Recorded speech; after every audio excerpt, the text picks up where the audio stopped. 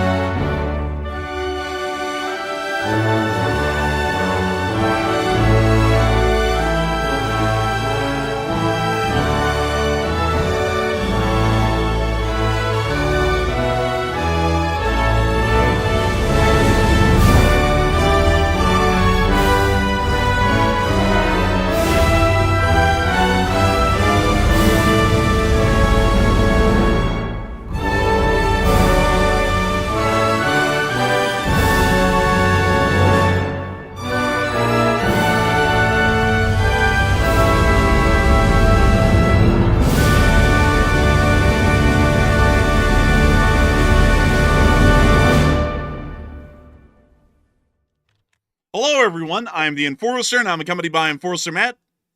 And good evening, folks. It's Enforcer Matt, and welcome back to day 1327 of the War News Stream. We have very big news today that Pakistan is retaliating as Afghan Taliban are escalating the conflict. We've also seen that a Russian sub has surfaced near the coast of France, and also China's threatened a massive trade war with the United States. And we have very big news today, and it's good to see you all once again. And of course, folks, we're going to be covering the past 24 hours of news from around the world on the Sunday fundraiser night, as we have heard significant developments from the Institute for the Study of War that a rapid rearmament is currently being conducted by the Russian Federation, and it is highly likely and expected at this point that the Russian Federation is conducting this sort of reformation to be able to ensure that they have a large enough manpower and forces pool to be able to conduct an attack on NATO's eastern flank, something that has not been done as a Russian high priority throughout most of the war, and does appear to once again be suggesting that the Russian Federation is preparing itself for an eventual confrontation with NATO in the very near future. This has come at the same time as we have been hearing of Pakistani counterattacks inside of Afghanistan, with Pakistan now being able to conduct offensives into Afghan territory and seizing and controlling 19 border checkpoints over the course of the day. Death tolls are different from side to side, with the Afghans claiming that they were able to kill around 58 Pakistani soldiers throughout the nights of the last raids, while the Pakistanis claim that they only lost 23. We've also been able to hear different reports of Taliban dead, leading all the way up to the number around 200 dead so far as of the last reports. Fighting continues to remain significant and heavy along most areas of the border, but it does appear that the Pakistanis have been able to turn the situation around overnight and bring it into their favor.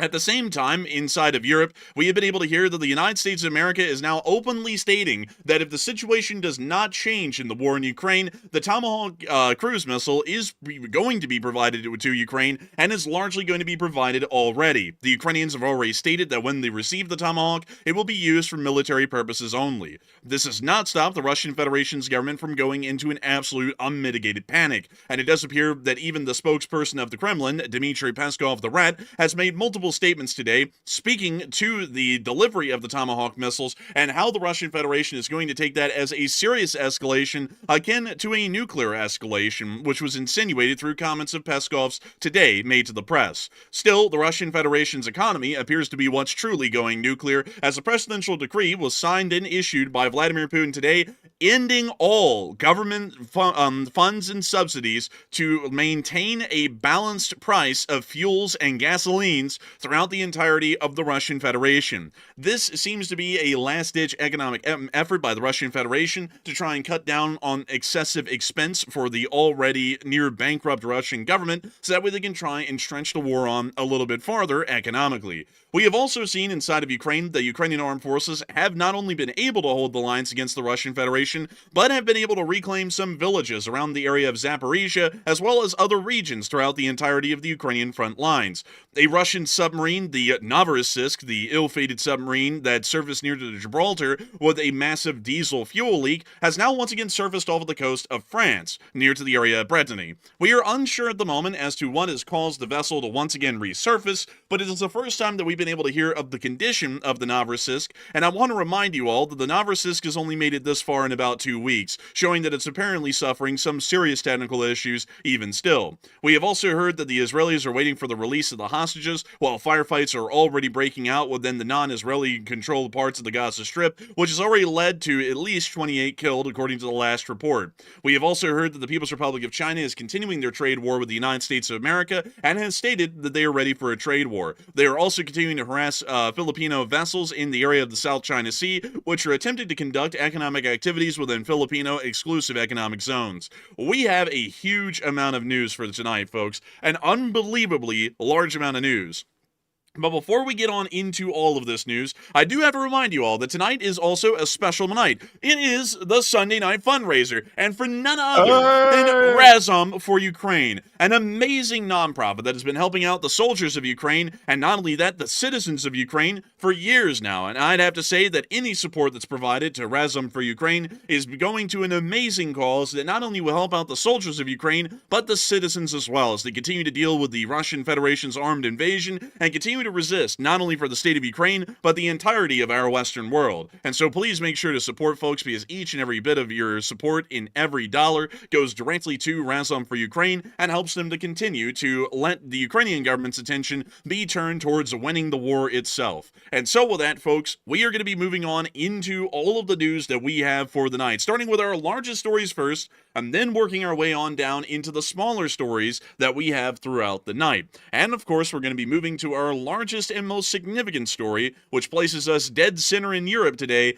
inside of the Russian NATO border. We have been able to hear that, according to statements from the Institute for the Study of War, it does appear that Russia is already preparing for a war with NATO and may strike sooner than intelligence agencies expect. The US-based Institute for the Study of War, which follows us on Twitter, and we have great respect for them, has reported that Moscow has entered what it calls Phase 0, the stage of preparation for a confrontation with the NATO alliance. This includes espionage, sabotage, and unidentified drone flights over military bases and strategic facilities across Europe. The Institute for the Study of War notes that Russia is building up its reserves and developing new tactics for warfare without relying on massive armored forces. According to the experts, the Kremlin is already gaining significant experience in modern warfare and could launch new aggression without waiting for its army to fully recover from the war in Ukraine, largely mirroring the very statements that I myself and Enforcer Matt have been making on this channel for quite a long time now about what the Russian Federation may have up its sleeve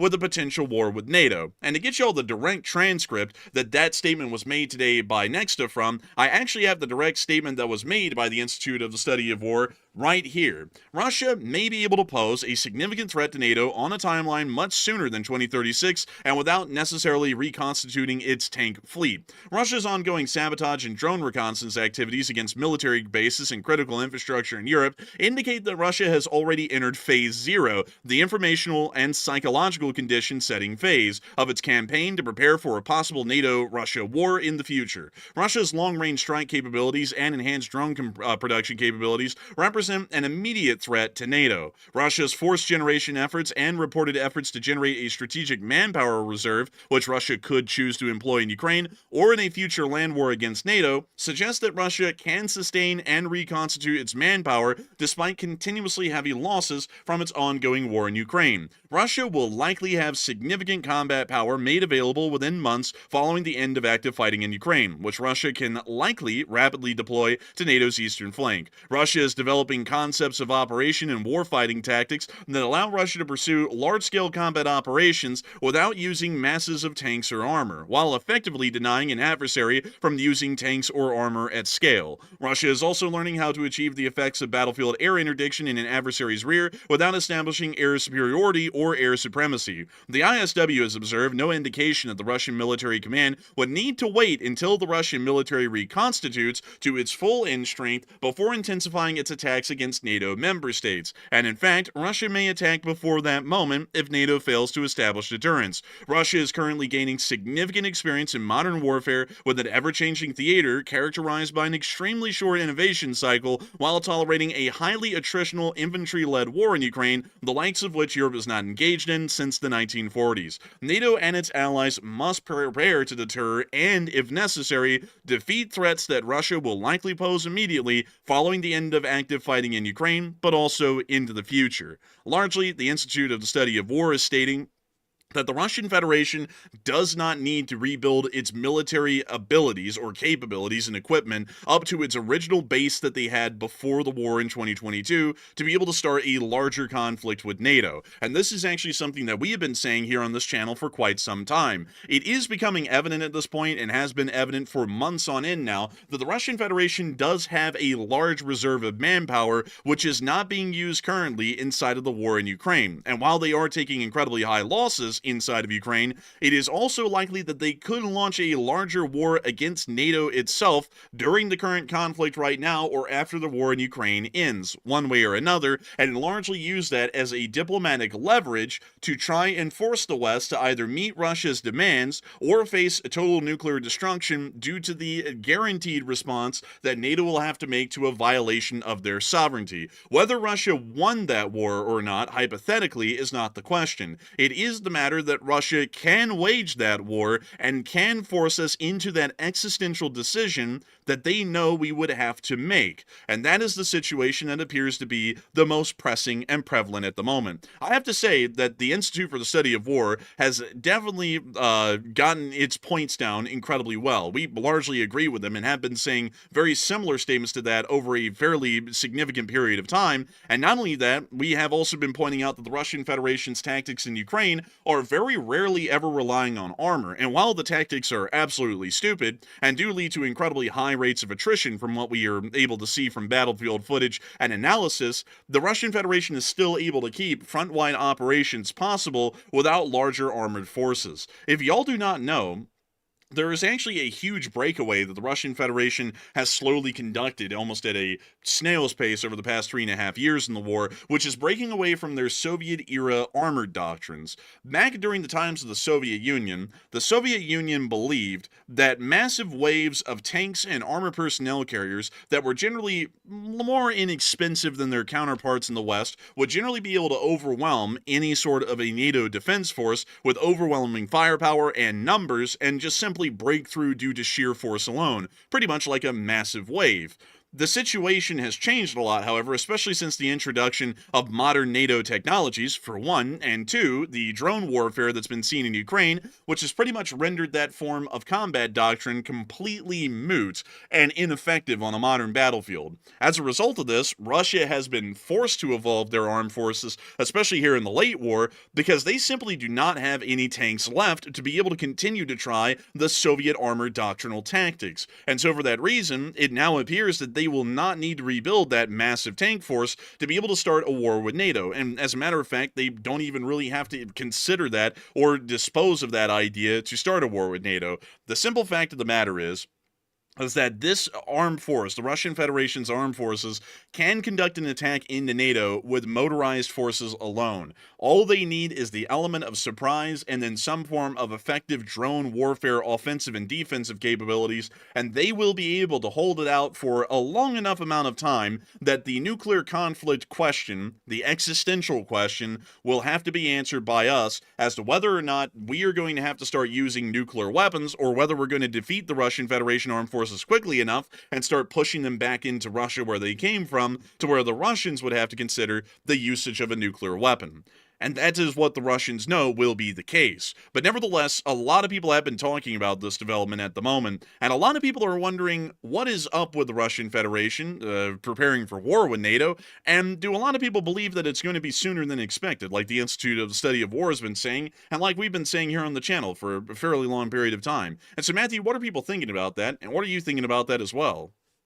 All right, so it looks like 42% of the audience is saying that yes, Russia will attack sooner than predicted before, while 33% said no, it sounds like it's overhyped, and about 20% said I'm 50-50 on this one. And with this one, I gotta say, I actually agree with the ISW. Also, by the way, these drone incursions over NATO airspace, that is a massive deal, and it's sort of getting pushed under the rug right now, but it's still an ongoing issue. So I would say that is basically phase 0 or phase 1, whatever you want to call it, of some type of conflict with NATO, because why would Russia be launching these drones over our NATO airspace if they weren't trying to collect reconnaissance or either basically start a aggression over the NATO airspace? So I would say it definitely serves a war preparation purpose. It's not just because they're doing it just to intimidate. There is something more to it. So I'm with the 42%. I think Russia will attack sooner, and it could come well before the Ukraine war is even over. I would say it could come well before that. So Enforcer, what say you? I would have to say that I would have to agree with the Institute of the Study of, well, the Institute for the Study of War,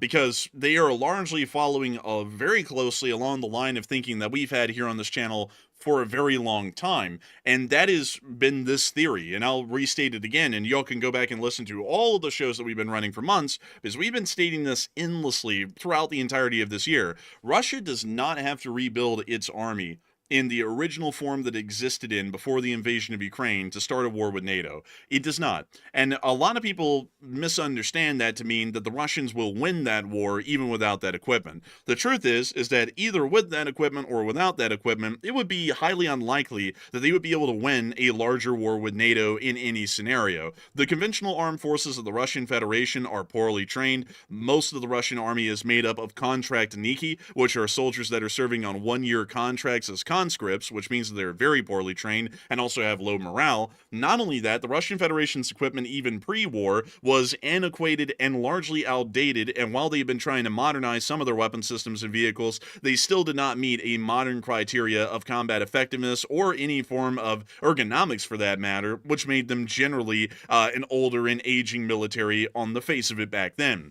The issue, however, is that the Russian Federation knows, like we've been saying, that it is on a ticking time bomb as far as the Russian economy is concerned, and their economy is going to collapse inevitably at this point, no matter what. If the economy collapses, the Russian government collapses. If the Russian government collapses, Putin is out of power and might likely end up being executed by another Russian government that may come into power, or be executed by pretty much mob rule inside the Russian Federation, meaning that things end for him, as much as we can tell it at the moment. So, with that in mind, if Putin is running the government, and if things continue the way they are right now without any drastic action being taken, and he ends up dead anyways, what would be the difference in between ending up dead because the Russian economy collapsed, or ending up dead because you went to war with NATO and NATO tried to call your bluff, and then you ended up actually getting into a nuclear exchange with the entire NATO alliance and led to the larger destruction of the Northern Hemisphere? For Putin and he's got nothing to lose. He really does have nothing to lose, like you're making the point there. It's like he can go out multiple different ways, but nonetheless, at the end of the day,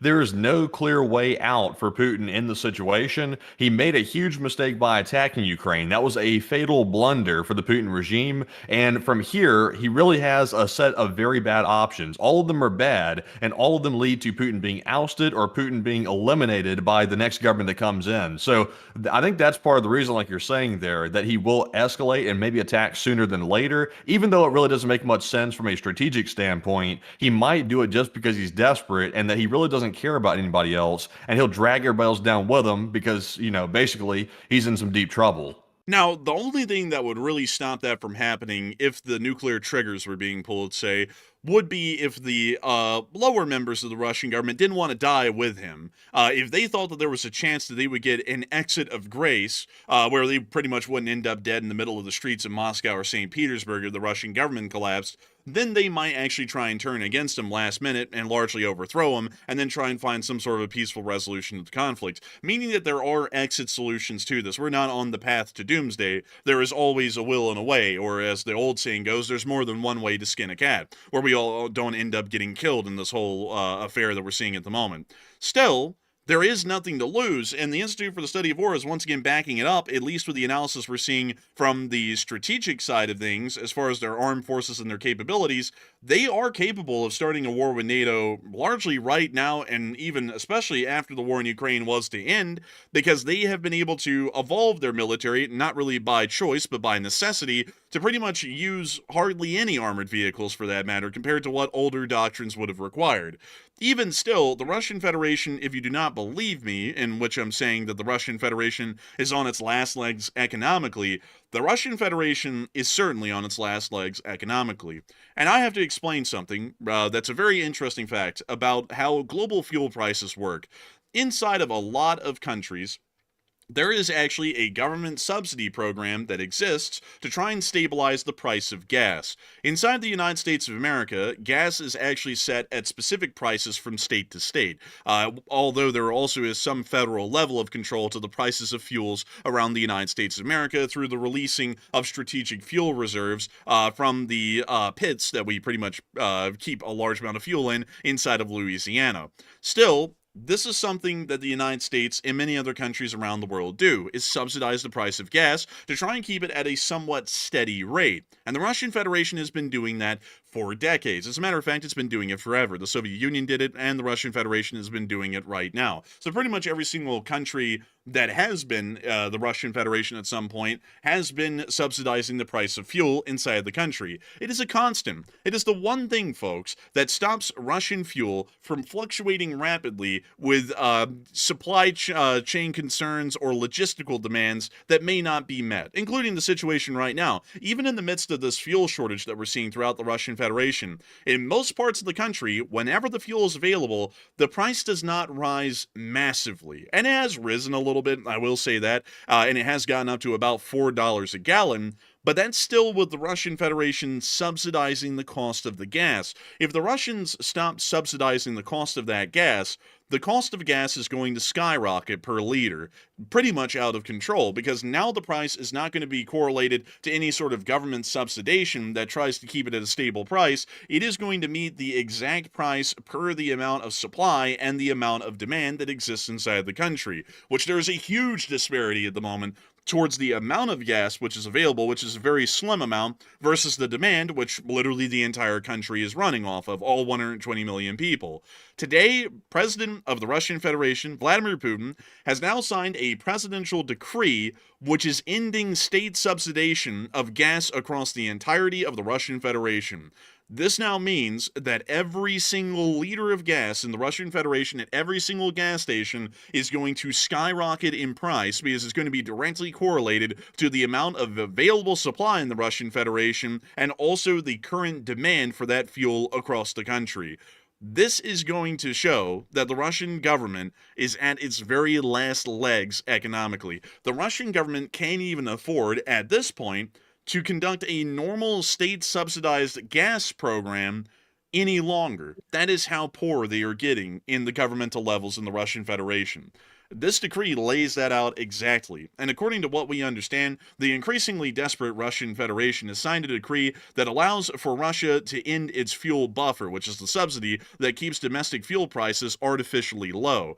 For years, the Kremlin has paid oil companies to sell fuel cheaply at home instead of exporting it. Those payments are now suspended until May of 2026 next year. Without this compensation, oil firms will raise domestic prices to match export levels, and it most likely will go rapidly beyond that. After months of Ukrainian drone strikes on refineries and growing budget strain, Moscow is running out of options, and soon it's going to be running out of practically all of its fuel, and cheap fuel for that matter on top of that. This is something that is still showing us that the Russians are in really bad straits. If you didn't think the Russians were bad off economically, that is pretty bad off. And I have to remind you all that the Russian government hasn't even shut down. So they're doing this in the middle of operating because they just don't have the money to do it any longer. On top of that, Russia is also dealing with something that is absolutely panicking them at this point. And while they are trying to pretend as best as they possibly can that it's not panicking them, this is certainly panicking them to a great degree. Inside of the United States today, we were able to hear that the President of the United States stated, if this war isn't going to get settled, I'm going to send them Tomahawks as an incredible, very offensive weapon. Meaning that the Tomahawks are getting out there to actually being sent to Ukraine. This is the first confirmation, folks, by the way, that we've heard from the President of the United States that Tomahawks are coming down the pipeline at this point, and fairly soon for that matter, as it appears that we would expect that this would be happening within the next 2 weeks, give or take. It does also appear that the Ukrainians are expecting that the provision of Tomahawks is a near certainty, as the President of Ukraine, Volodymyr Zelensky, has also added that the Russians sell energy, receive money, and invest in the military. For us, these are military targets. Therefore, I think the most important thing is to reduce Russia's ability to continue such a protracted war. If we're talking about long-range strikes, we're talking exclusively about military targets. This means that Zelensky is stating that the Tomahawk cruise missiles, when provided by the United States of America, considering that this now appears to be a definite certainty, will be used primarily against Russian oil refineries and also other military targets throughout the Russian Federation. This will continue to put the Russians economically pretty much to the brink, which they're already at right now, and may lead to an eventual complete economic collapse inside the Russian Federation and a lack of the Russian government's ability to be able to continue financing the war in Ukraine. This may also lead to the collapse of the Russian government, which is a fair likelihood at this point. The Russians have tried to play this off as much as they can by saying that it isn't really a big deal, and while I cannot show this clip of Dmitry Peskov, aka the Rat, who is looking quite rat-like today, we were able to get the transcript of what Dmitry Peskov said to the press today about the Tomahawks, and this is what he had to say. The issue of Tomahawks is a matter of extreme concern for us. Putin has already spoken about this. This is a special weapon. It can have a non-nuclear or a nuclear configuration. Recall the reports from our special services a year and a half, 2 years ago, based on information that the Ukrainians could create a so-called dirty bomb. So imagine a long-range missile takes off and is flying, and we know it could have a nuclear payload. However, it cannot change the state of affairs on the front lines. So he just went Man, through. that's what the rat says every single time. It seems like the Russian officials always resort back to that same old line right there. They said that with the F-16s too. They said, "Oh, the F-16s could be a nuclear threat. We have to be very cautious about the F-16s." And now they're saying that about the Tomahawk too, knowing that obviously we're not arming Ukraine with nuclear weapons. Like that's obvious they're not being armed with that. So it's just the same old thing. Like it's literally the same old tired playbook that they keep whipping out on every single weapon that they don't want to go to Ukraine. It is absolutely crazy. It pretty much is the same one. But I like how they sit there and talk about the Tomahawk could end the Russian Federation. It could kill us all in a broil of hellfire and a pit of shit. But it is not going to change anything. It's pretty much pointless. It's like, that is such a stupid thing to add to the very end, because he goes through this whole speech about how it could possibly be nuclear armed. It's an extreme concern for Russia. It could end up causing unlimited hell inside their country, but it's no big deal because we'll just deal with it easily. It's like, how in the world can you say that after you went through a whole paragraph's worth of talking about why the Tomahawk is going to destroy the Russians? Like, I don't really get the Russian doublespeak, because it doesn't even work incredibly well at all. But still, a lot of people have been talking about those Tomahawks, because everybody loves the Tomahawk, both the axe as well as the Tomahawk missile itself. And a lot of people are wondering, is that the right move, or is it not? And Matthew, what are people thinking about that? And what are you thinking about it as well? All right, so now we've gotten some more information about the Tomahawk missile shipments going to Ukraine. It sounds like the U.S. is holding them back until Russia either settles the war or they don't settle the war in Ukraine. So we know for a fact at this point that Russia is not settling this war. I believe one of the Russian officials came out the other day and said that all the options were exhausted and the war will continue. So there's no signs of it even coming back to the negotiating table. There's not even signs of that. So I would say 0%, or at least a very low chance of being settled anytime in the short term. But now the U.S. is saying that if it isn't settled, then they'll give the Tomahawk missiles to the Ukrainians. So is it right, or do you agree with that strategy? And it looks like 63% said no, the U.S. should send the Tomahawks now and not wait, while 19% said yes, that's a good plan for it. Let's send them after Russia refuses. And 12% said the Tomahawks really don't matter and who cares when they're sent. So the Tomahawks will have a bit of a difference here. Now, the one thing I will note, though, is the Tomahawk is sort of comparable to the domestically made, what is that one called, by the way? Flamingo, is that what it's called? The Yes. long-range Ukrainian weapon? Yeah, the Flamingo. I was about to call it the Pelican for some reason, but I'm like, it's not the Pelican, it's the Flamingo. But it's sort of comparable to it, as Tomahawk missile is. But one of the differences that we believe these missiles have is the Tomahawk has a better targeting system, at least from what we've heard. That's the rumor on the street. So there is a slight difference, but it's not a massive difference. But nonetheless, it still would help Ukraine a lot. Me personally, I would say, since Russia has made it perfectly clear that they don't want to end the war, I say no need to stall. I say send the Tomahawks now if we're going to send them. Why wait? So I'm with the 63%. But Enforcer, what say you? I would have to be the 63% as well. Why wait? There is no point in waiting at this moment.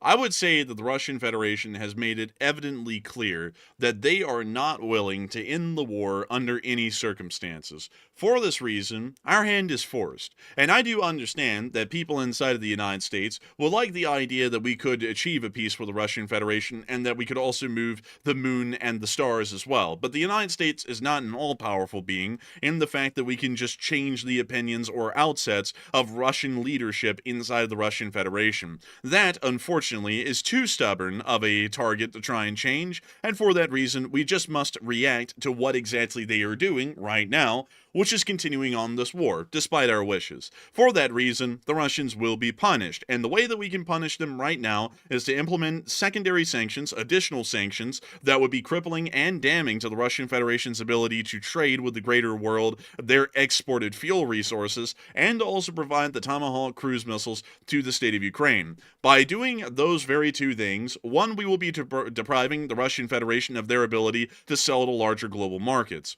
and two, we will also be depriving their ability to produce any sorts of goods that could either be sold inside the Russian Federation or could be sold to foreign markets, largely bankrupting them in two different forms at the same time.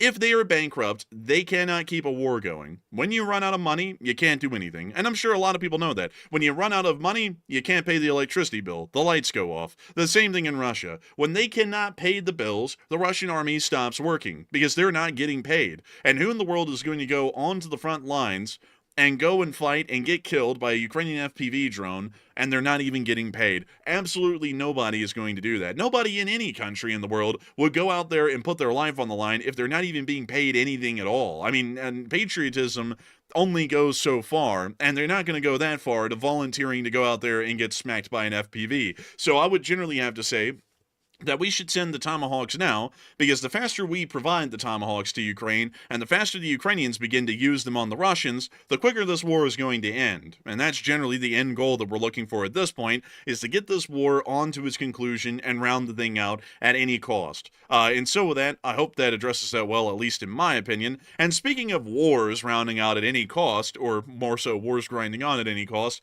we have a whole new war that we have to add to the news segment tonight, and that's actually going to be moving us out of the Russian Federation and generally out of Europe for a moment and on down into Central Asia, which is a really wild one, because I know that many of y'all know that we were not expecting this to even be anywhere within the criteria of news we would have to cover in 2025, a major border war between Afghanistan and Pakistan. But for the past several days, it has ended up becoming a major part of the news. Because, crazily enough, The Taliban and the Pakistanis are going at it, and they are going at it insanely. We have been able to hear that over the course of the day, at least according to reports that the Afghans have given, they are claiming that they were able to kill overnight 58 Pakistani soldiers, which is quite a large amount of soldiers to be killed in the opening day of a single conflict. The Pakistanis then retorted the claim, saying that they had actually only lost about 23 soldiers that were killed in the clashes, and then immediately countered with the fact that, according to their claim, 200 Taliban soldiers were killed in last night's border clashes, adding to the 23 Pakistani soldiers that the Pakistanis are claiming were also killed. The Pakistanis seem to be in a pretty good position as of today, unlike yesterday. Yesterday we saw that the Taliban were the ones largely opening up offensive operations onto the Pakistani borders and largely conducting raids and offensives into Pakistani territory. It now appears that the opposite has happened today. The winds of fortune are now blowing in the opposite direction and are no longer favoring the Taliban, pretty much overnight. We were able to confirm that the Pakistani air forces have continued airstrikes against the Afghans, which have literally no air defense, and we were able to see the proof of an airstrike inside of the city of Kandahar, within the southern area of Afghanistan. We've also seen that strikes were conducted on Afghan targets throughout multiple places. We cannot show this clip, but we can show y'all images here briefly of the Barakat camp being directly hit by a Pakistani airstrike, which you can see right there. And we also were able to confirm that the Pakistanis have been using artillery to shell Taliban outposts on the mountains directly across the border from Pakistan. This clip here showing an artillery piece being used in a direct fire roll on a Taliban position at the summit of a small mountain within this area. You see the gun fire. The round goes right up there to that outpost, right up at the top. You can actually see the two towers of that outpost right up there, and it hits right on the right side, directly hitting that outpost. We also were able to confirm that the Pakistanis have taken control of a large amount of border checkpoints. The Pakistanis are claiming that they have control of 19. We only have enough pictures to confirm 2, but considering that we have enough pictures to confirm 2, we are generally assuming that the Pakistani claims may actually be accurate and that they have taken control of 19 border checkpoints across the Afghan-Pakistani border. We were able to see a picture within this border checkpoint of a Pakistani soldier standing within a border checkpoint with a Taliban uniform on the ground and several RPGs as he's standing in front of a Taliban flag that was displayed at this checkpoint. We also were able to see further on down and in the area of Chaman that there also appeared to have been another checkpoint that was taken with a video actually being made by a Pakistani soldier who was wielding an AKMS at the time of that is actually the most jank AKMS I've ever seen. That looks like some sort of a modern thermal optic on an AK that cost about $50 to make back in the day. I really don't know how the hell that's working. And also this thing looks beat. Like, it's got so much of a sheen to it, and usually that's created from a high amount of wear over years. But beyond that, we can see that this outpost is showing some clear signs of damage. It also appears that the HESCO walls in the back have generally kind of been knocked down or at least damaged to some degree along with this container, which is showing that apparently some sort of battle happened within the area, and the Pakistanis did take the border checkpoint. Once again, we cannot show the video. We can just show you all the image here showing a Pakistani soldier standing amongst the ruined border checkpoint, but once again confirming a second border checkpoint has been taken. Also, I see some people saying that his gun has been, it's actually the handguard. The barrel is actually perfectly straight along with the gas cylinder, if we want to call it that. For some reason, the handguard has some sort of a weird cant or a tilt to it, to where it's kind of like tilting downwards towards the front of the grip. I don't know why that's the case. This may be some sort of a grip modification. I do not know why that would be bent. I have no clue, but it does confirm that they did take control of the checkpoint, bent AKs or not. It does appear that the Taliban's getting bent, speaking of which, by the Pakistanis as of today, and we've also been able to hear that apparently the Pakistanis have been so displeased with the action so far that they have now rejected the 4th request by the Taliban to conduct a ceasefire. So it appears that the Pakistanis are quite displeased with the current situation that the Afghans have largely been creating, and that they are going to be continuing to press forward this conflict well on into the future. We have not been able to hear about a Taliban counterattack or an attempt at a counterattack at this moment, and it appears that the Pakistanis are well planted on the other side of the border inside of Afghanistan and are holding the border checkpoints well on into we don't know when. We actually have no clue when the ceasefire is ever going to go into effect or when this conflict might end up concluding. We actually do not know at the moment, but a lot of people are putting in their thoughts and comments about the ongoing war between Afghanistan and Pakistan. And Matthew, what are people thinking about this, and what are you thinking about it as well? All right, so the Afghans certainly came out swinging at first. They were attacking all along the Pakistan border, and it looked like the Pakistanis were on the back foot yesterday, but it looks like Pakistan has turned that around today by capturing about 19 Taliban outposts on the border, and also the strikes are getting much, much worse as well. So it's turning into more of a very large tit-for-tat war situation, and what are your thoughts? And 45% said this is about to get very bad, while 20% said both sides will probably stop and think now, and 23% said it seems like it will last. And the one thing, honestly, I don't think they're going to do is I don't think they're going to stop and think. I think that's the last thing that's going to happen here. It looks like emotions are guiding the decision making between these two countries. So I doubt they're going to stop and think. And also, we're already hearing that Pakistan is rejecting ceasefires from the Taliban right now. So also, by the way, it's really odd to say that, by the way, that the Taliban are in control of Afghanistan. It's really weird to always return back to that and say the Taliban are not agreeing to a ceasefire. It's really kind of weird. So honestly, I think it's about to get very bad. It sounds like it's going to get very, very bad, and it's probably just starting. I don't see this thing ending really quickly. It'll probably last for at least a week or more, at least in my personal opinion, because these attacks are so large, they can't just go ignored, and it looks like Pakistan is more than happy to respond to it. So, Enforcer, what say you?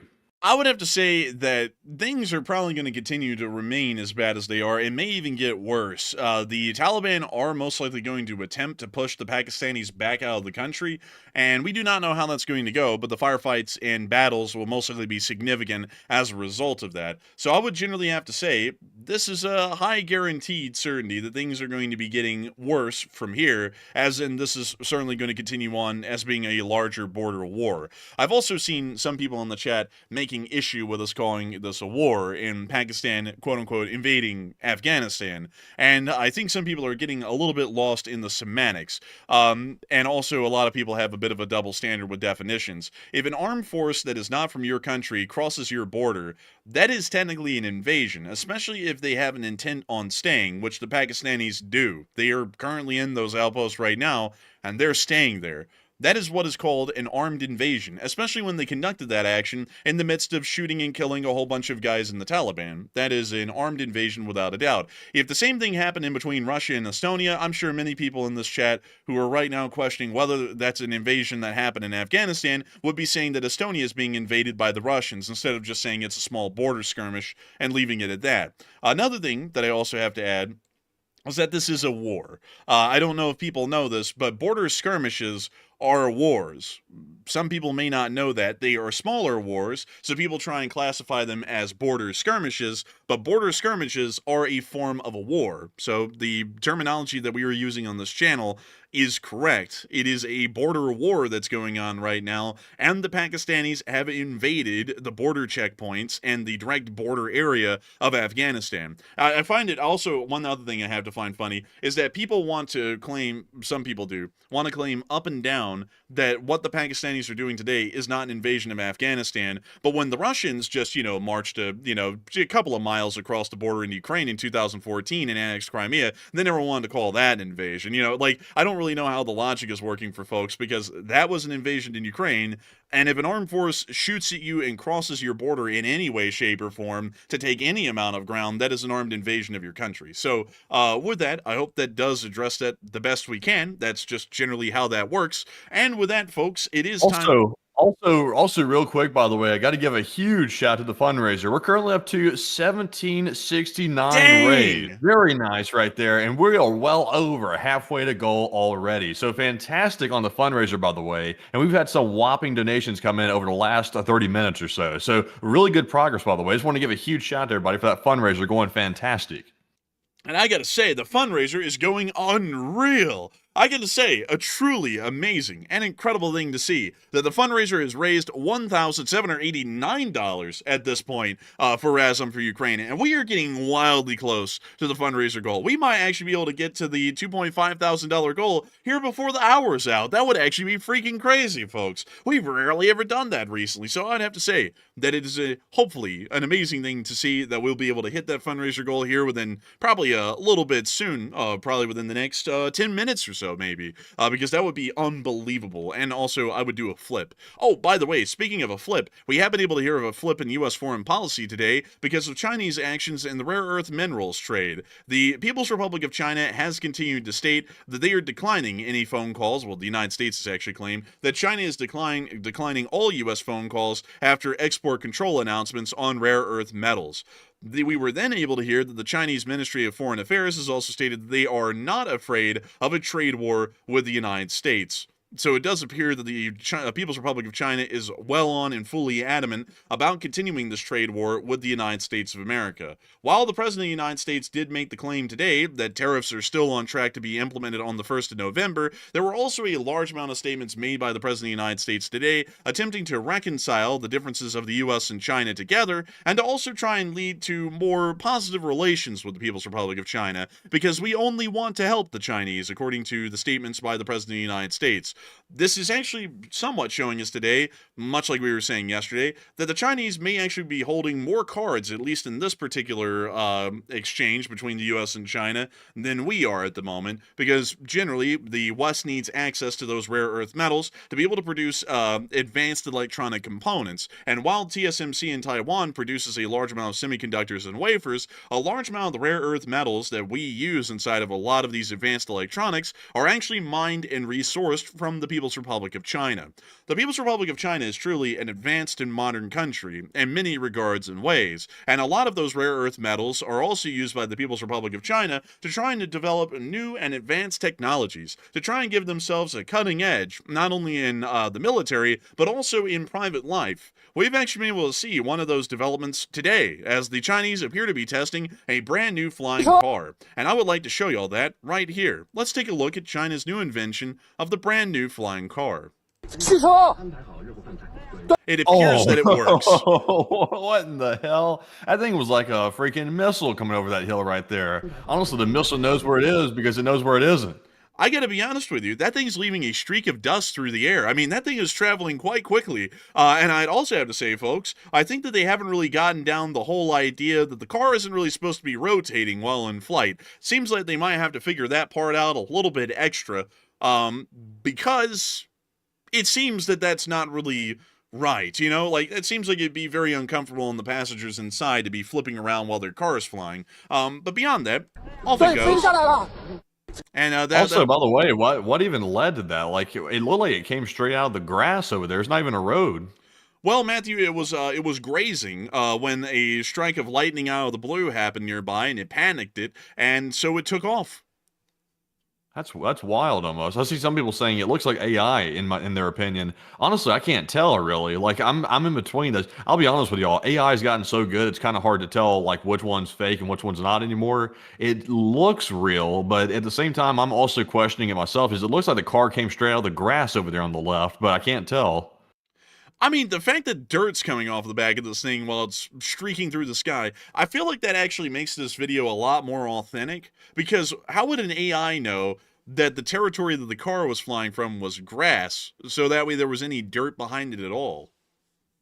Oh, AI's gotten pretty good. You'd be shocked. It can actually add all that stuff to it. But yeah, I will admit though, like, I don't know, man. It's a close call on this one. Like, it's a close call. What kind of car even is that? Is that a Tesla? Or, no, that doesn't look like a Tesla. That looks like one of those domestic Chinese brands. Yeah, it does, actually. It does. I don't know. Like, I'm kind of on the fence. I'm actually kind of leaning slightly toward AI a little bit because it looks like the car flipped too perfect or something. I don't know. Something's not right about it. I don't know, man. Also, the fact that they kind of reacted to it a little bit. I mean, I don't know. It seems like it's authentic to me. Wait, whoa, Jack, we have to go. Oh, Jack, we have to go. We are there. 12,000 Sugar, gold. sugar, Look please. at that, Jack. That's crazy work right there. We're literally less than an hour into the stream. That was one of the fastest ones we smashed in a long, long time, actually, right there with that goal. Holy moly, folks. We hit the goal. It's unbelievable. I've got to give a massive shout out to every single person who has been on this channel tonight, and not only that, has helped out this fundraiser tremendously. You all have gotten it over the $2.5 thousand goal in less than an hour. Truly an amazing feat, one that the LSA has accomplished yet again tonight. And I gotta say, it's an absolutely amazing and incredible thing to know that so many people here in the Lee Spring Army continue to support these fundraisers and continue to help out American and Western interests around the globe every single day. A massive shout out and congratulations to all of y'all for once again hitting another incredible fundraiser. And as a bonus for all of y'all, considering that the hard work y'all have done should be rewarded with the fruits of your labor, it is time for us to have a little video from the South China Sea of more confrontations between the China Coast Guard and the Philippines Coast Guard. Here is the clip. Oh, they're in hot pursuit. They got the police siren. Actually, they collided with the boat.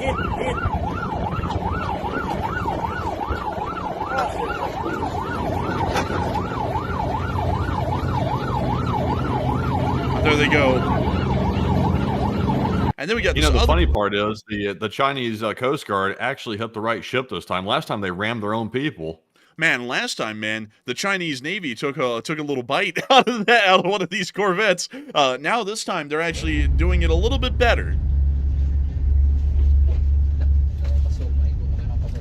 We see them all observing the Chinese as they're trying to spray them with a water cannon. Everyone's getting a laugh out of this one. CCJ 5 o'clock on water cannon.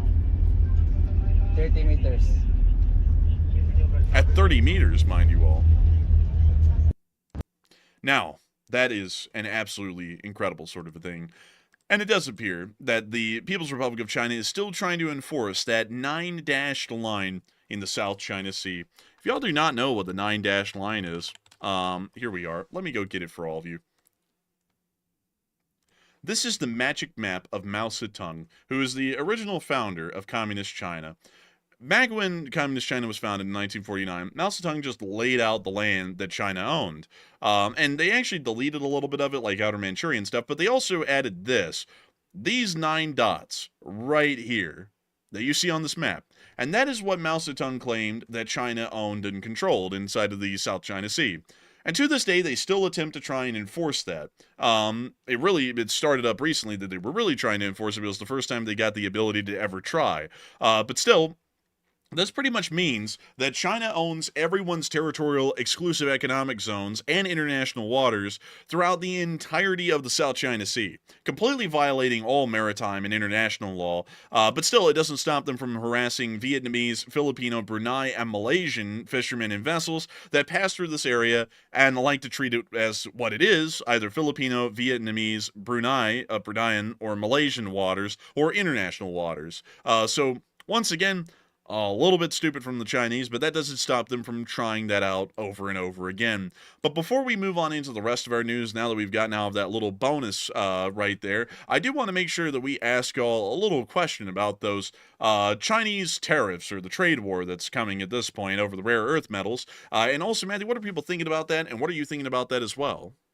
All right, so we have seen that China's taken a much different approach this time to the tariff threats that the U.S. has lobbed at the Chinese government. China is now warning of countermeasures if U.S. officials do not back off their tariff threats. And what do you think about that? 56% said that the USA should push this issue with China and risk it anyway, while 22% said we should really just approach this in a smarter way but still push the issue. And 15% said the USA should avoid angering China now. So, honestly, on this one, we really can't totally ignore this issue because China is apparently trying to corner the rare earths metals market, and China controls a lot of the rare earths supply around the world. So in a wartime setting, we have to have access to those, and also we can't be cut off, and we can't have the market choked out by China. So we have to deal with it, but I don't think a sledgehammer should be used. I think that's where we're going wrong in dealing with China. There is a better way to approach it through more of a diplomatic means than necessarily just lobbing slapping massive tariffs on the Chinese government, because they do have some cards of their own. It's not like totally balanced toward the United States here. It's almost like an even playing field right now when it comes to an economic standpoint. China holds cards and the U.S. holds them as well. So to act like the U.S. can use a sledgehammer is a little bit ignorant, in my opinion. We really can't do that right now. So I'm with the 22%. Just approach it smarter and still address the issue of the rare earth metals being cut off. But Enforcer, what say you? I'd have to agree with the 22% as well, folks, because while it'd be a great idea, and I definitely do stand with the idea of treating China aggressively, the realistic situation does not allow for us to deal with the Chinese aggressively as far as trade is concerned.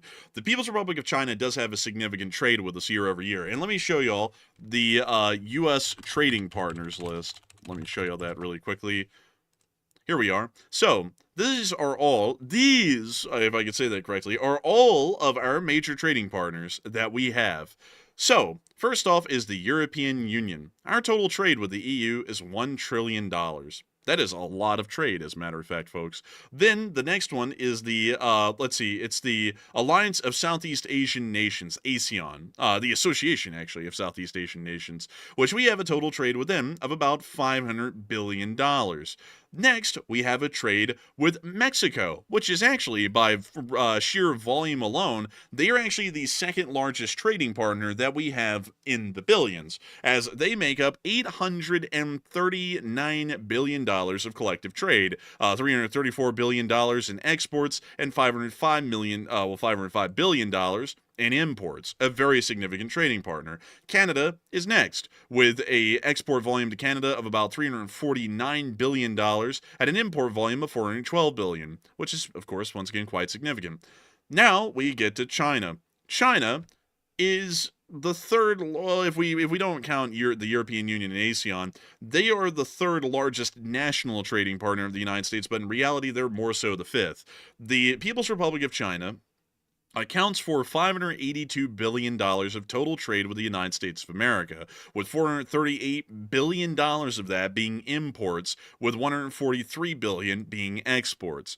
Now, this is a little bit important when we talk about the economic fallout that exists in the two countries. China does not rely on significant trade with the United States of America, at least in the money values that are involved here. It is about a quarter less than what we count on the Chinese for. We import $439 in reality billion dollars of goods from the People's Republic of China and raw materials, some of that being the rare earth metals. And for that reason, if we get involved in the trade war with China, they actually generally hold the cards, and the economic fallout that would be present would more so be present inside the United States than it would be inside the People's Republic of China. And that's why we have to go about this a little bit more carefully until the situation changes. We are weaning ourselves off the People's Republic of China year over year, and it's been going on for a while. We've been building up our trading base in Vietnam, our trading base in India, although that might not be a good idea any longer, and also in Mexico as well, to generally supplant or replace the Chinese industry base that we've been working on for a while. But that still isn't done at the moment, and if we start to smack down 100% tariffs on the Chinese again, it's going to hurt them a little bit, but it's going to hurt U.S. industries and businesses a far deal more at the moment. So while we can do that, and that would be the best idea, well, not really the best idea, but that would be the most pro-American sort of a stance, is to just start smacking down the tariffs on the Chinese. That also is going to be hurting a great deal of Americans. And so then I would have to say that the damage is far outweighing the benefit of such a pissing contest at this point. So I would have to also be with the 22%. I think that we should be approaching this a little bit smarter at the moment. And we should see about possibly working towards some sort of an amicable solution to this. I think the president's now realized that and is trying to work towards that at the moment. And that would seem to be the smarter move to make, at least for now. I always Honestly, like, I think the problem right now with the current strategy, and once again, I'm not trying to attack politicians. That's not my goal here. I'm simply analyzing the strategy being used. Right now, it looks like our adversaries are figuring out how the strategy works. It's generally go crazy, like do a crazy thing, a crazy action. Like, for example, let's slap 110% tariffs on China, and then they negotiate from there. Our adversaries are getting wised up to that. And now we're seeing that China is responding to it by basically returning fire with the exact same amount of of force behind it by simply saying, oh, we don't care at all. Like, if you want to do that, we'll play ball too. We don't care. And then they start not answering the phone. So now the U.S. officials had to sort of back off that approach and also kind of made them look like they had pie on their face a little bit. And now they're having to say, oh, actually, there's no problem at all with Xi Jinping. It was just a misunderstanding. So I think at this point, the strategy has to change. Like, it can't be the sledgehammer on everything, because that's obviously not being very effective anymore. It's starting to really wear down our enemies to the point where they really just don't respect it anymore, honestly. Yeah, I would have to agree. And also, if you look here, the United States of America is China's singular largest national trading partner, although the European Union is larger than us to China, as well as ASEAN, the Association of Southeast Asian Nations. We are still the largest national trading partner of the People's Republic of China, and that can have an effect on the Chinese. But we also have to remember, folks, that the Chinese have a monopoly for the large part on rare earth metals trade at the moment. They really are the only ones that are able to produce or mine rare earth metals in any incredibly large volumes or amounts at the moment. And that means that while the trade numbers, we can break down trade numbers in the billions like this, we still largely rely on those forms of rare earth metals to be able to keep a large part of our modern industries, which are computer-based, operational. So that's another thing that we have to keep in mind. And also, you know something, folks, I just realized here, China has a trade deficit with South Korea, Japan, and Taiwan. That's interesting. Yeah, that's a huge one with Taiwan. A $142 billion trade deficit with Taiwan. Is that over the semiconductors? I'd imagine. Like, what could they possibly be in a huge trade deficit like that with Taiwan? I would assume it would be the semiconductors. Let's see if it says anything about that. Okay, so this is just the list. And so, unfortunately, I don't really think we would be able to get a good breakdown of that here on this screen, but maybe you can find an answer off air at the moment, and we'll see why the trade deficit is so large. But it is quite an interesting one, I'd have to say, at the least, folks. A $142 billion trade deficit with Taiwan, which is unheard of. So it looks like, let's see here. So just glancing at it real quick, it looks like the trade between China and Taiwan involves mainly the exchange of high-tech components, electrical machinery, and other goods. And Taiwan consistently maintains a large trade surplus with China, which is its largest overall trading partner, which is kind of interesting because Taiwan and China don't have the best relations, but yet that is Taiwan's largest trading partner. So it looks like integrated circuits. So I would assume semiconductors, electronic products like that. Also broadcasting equipment and office machine parts for computers, printers, and office technology. So it does appear to be based around primarily exporting technology components from Taiwan. So it appears to be the case. That's mainly what they're doing. And let's see here really quickly, folks, because let's see. A lot of people have been talking about rare earths inside the United States and how we just have a load of them and we just have to mine for them. I would have to give you all the simple answer as to why that's not the case. And the simple answer is that a lot of those deposits, at least here within the United States of America, are well out of our reach industrially. This is where a lot of people do not understand the economics of this. And I know that we talked about this last time, folks, but it's worth talking about again because this is something important for people to understand, is the practical reality of economics. Now, if I say to you, you have a giant nugget of gold, like it's a huge nugget, it's worth millions of dollars, and it's sitting right in your backyard behind your house right now. You're going to go, oh, that's sweet. Let me whip out the shovel and let me dig that thing up. And then I go, but it's 2,000 feet underground. And you're going to have to fund that out of your pocket to go dig that 2,000 feet to go get that gold nugget worth several millions of dollars. If you started to crunch the numbers on that, you're going to find out, for one, digging down 2,000 feet underground is exorbitantly expensive. You're definitely not going to have enough money to be able to afford that, at least at the moment. And on top of that, how much is the gold nugget worth? Is it a couple of million? I mean, if it's worth a couple of million, you can then go and pitch the idea to investors, but then those investors are going to crunch the money, and then they're going to go crunch the numbers, and then they're going to realize, okay, so it's going to cost several $1,000,000 for us to drill down 2,000 feet to where we can actually access the nugget and pull it out, but the nugget's only worth a couple of million. So we're breaking even at the end of this whole investment. There isn't even really any profits here for us to make. And then the whole idea dies right then and there. So while you might have a giant gold nugget several thousand feet under your property, one, you can't afford to dig the thing out on your own, and two, even with a whole bunch of investors trying to gather together to say, oh yeah, this would be something we could do, they might even crunch the numbers and figure out it's just infeasible to actually spend the amount of money to access the nugget and then pull it out of the ground and sell it. They're pretty much breaking even at that point.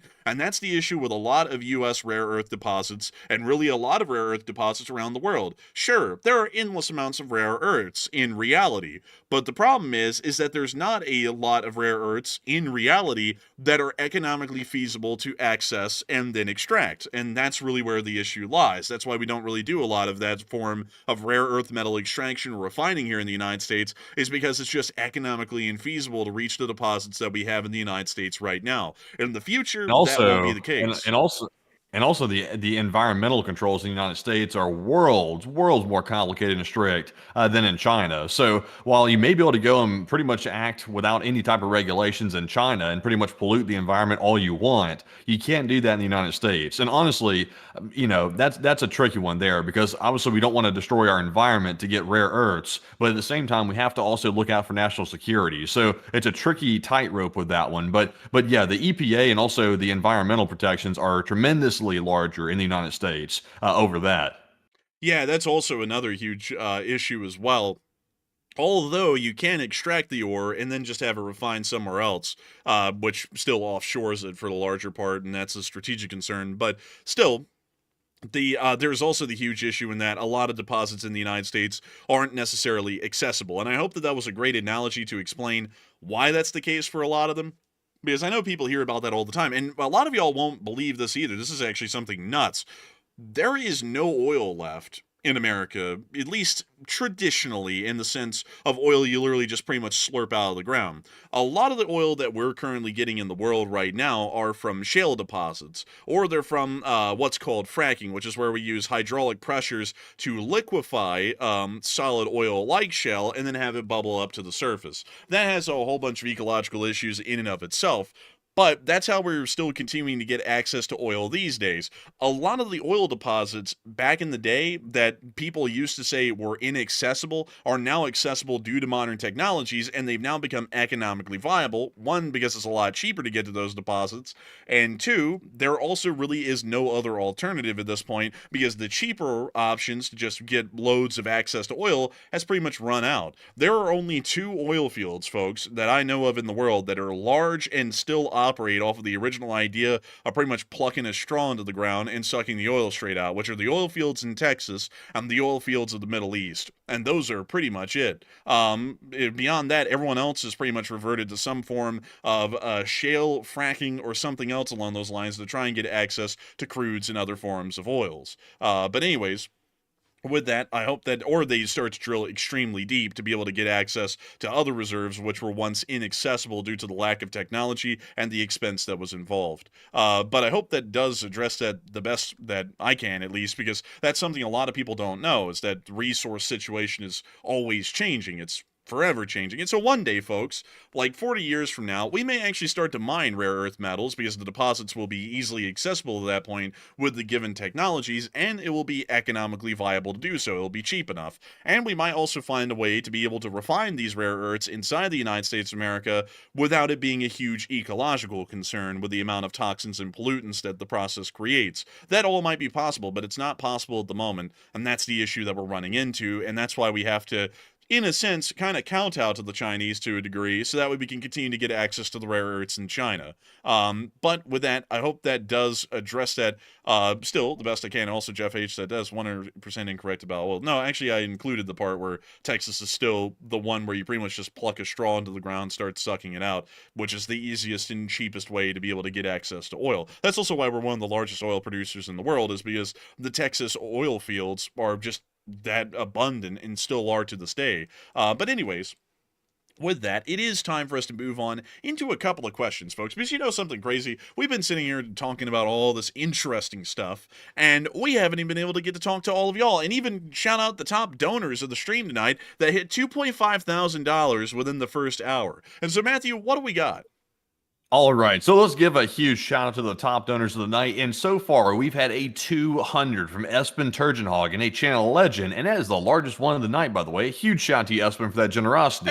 Also, a huge shout out to James Hughes, who also threw in a $150 donation, along with Old Warrior, who threw in a $150 as well. And then we had a 100 from Activista, as well as Hal Rose, Greg Carrier, and BC Skyman, as well as Hokey Redneck and Tom S. And then we had a 75 from Danny B, as well as a 50 from Bobby43, a 50 from Chetra, as well as a 50 from Copioterix, as well as Danny B once again, and EW Fisher 89, and a huge shout out to all of our top donors of the night. And also, sadly, we're not able to call everybody off, but even if you threw in a $5 or even a $1 donation to the fundraiser, a huge shout out to you as well for making this possible. And also, a huge shout out to Hokey Redneck, who just threw in a 50 once again. So, a huge shout out to you all. And Enforcer, what say you? I gotta say a humongous shout out to each and every single one of y'all that have been here and have been supporting the fundraiser tonight, because y'all have done an amazing feat altogether tonight.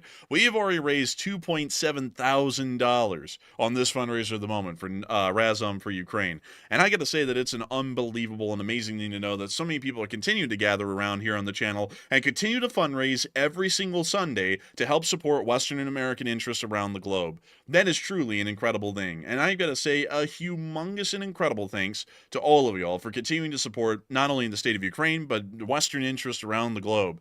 Together, we create a little difference. It's not a huge one, but it's a little one. But it's better than no change or no difference or impact on the situation that we cover every day. And each and every one of y'all, in your own way, whether you put in $1 or a couple $100, have all made your difference. And I gotta say a humongous thanks to all of y'all so much once again. And I hope that this stands as another amazing tribute to the feat that the Elite Spring Army can pull off together combined as a whole. And so with that, a massive congrats to all of y'all once again. And also, I see that we have a very interesting poll running. I feel like Matthew came up with this one right off the top of his head because it's so adept to exactly what we were talking about a second ago about the rare earths. It's actually quite interesting, though. And Matthew, what are people thinking about the environmental laws that generally stop a lot of rare earth refining from happening in the United States, along with some extraction? And what are you thinking about it as well?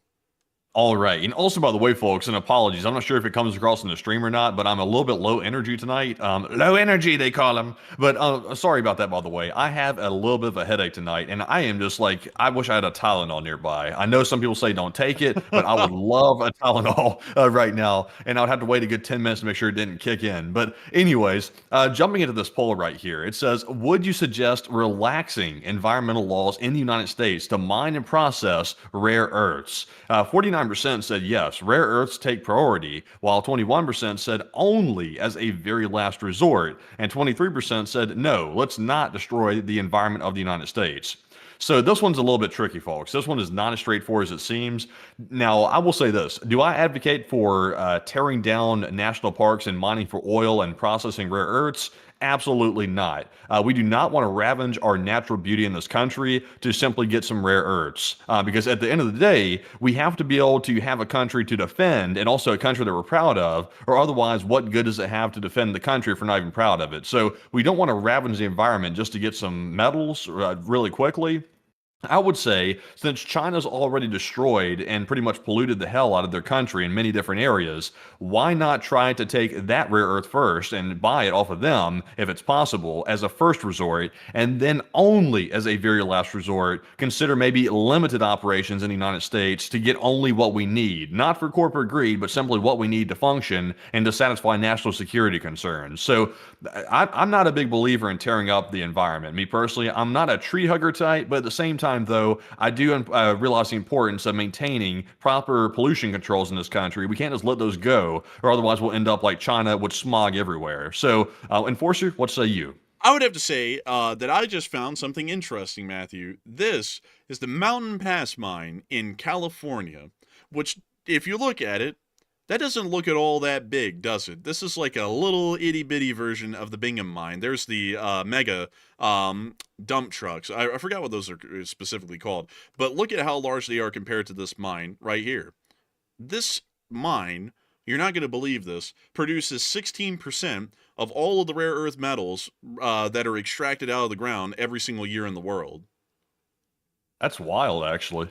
Yeah, this one mine with this little footprint produces 16% of all of the rare earth metals found in the world. Now, you know something that I just found out, folks, that was really interesting? Do y'all know why China's rare earth metals figures are so high? It's because every single ton of ore that's produced in this mine is loaded onto a bulk aggregate ship that travels from California all the way to China to have it refined in China, and then they take the products and then they ship them back to the United States in their refined form. So, now, with that in mind, I actually have to say, the folks in the chat that have been saying this, and we haven't addressed this for a while, that are saying it has nothing to do with the extraction concerns, it has to do with the refining concerns, y'all actually are right. Apparently, we have a large amount of the production of rare earth metals in the United States alone. And I also saw someone say, little footprint. Yeah, this is actually quite small. I mean, both of these pits combined, it's only a mile across and about a quarter mile wide.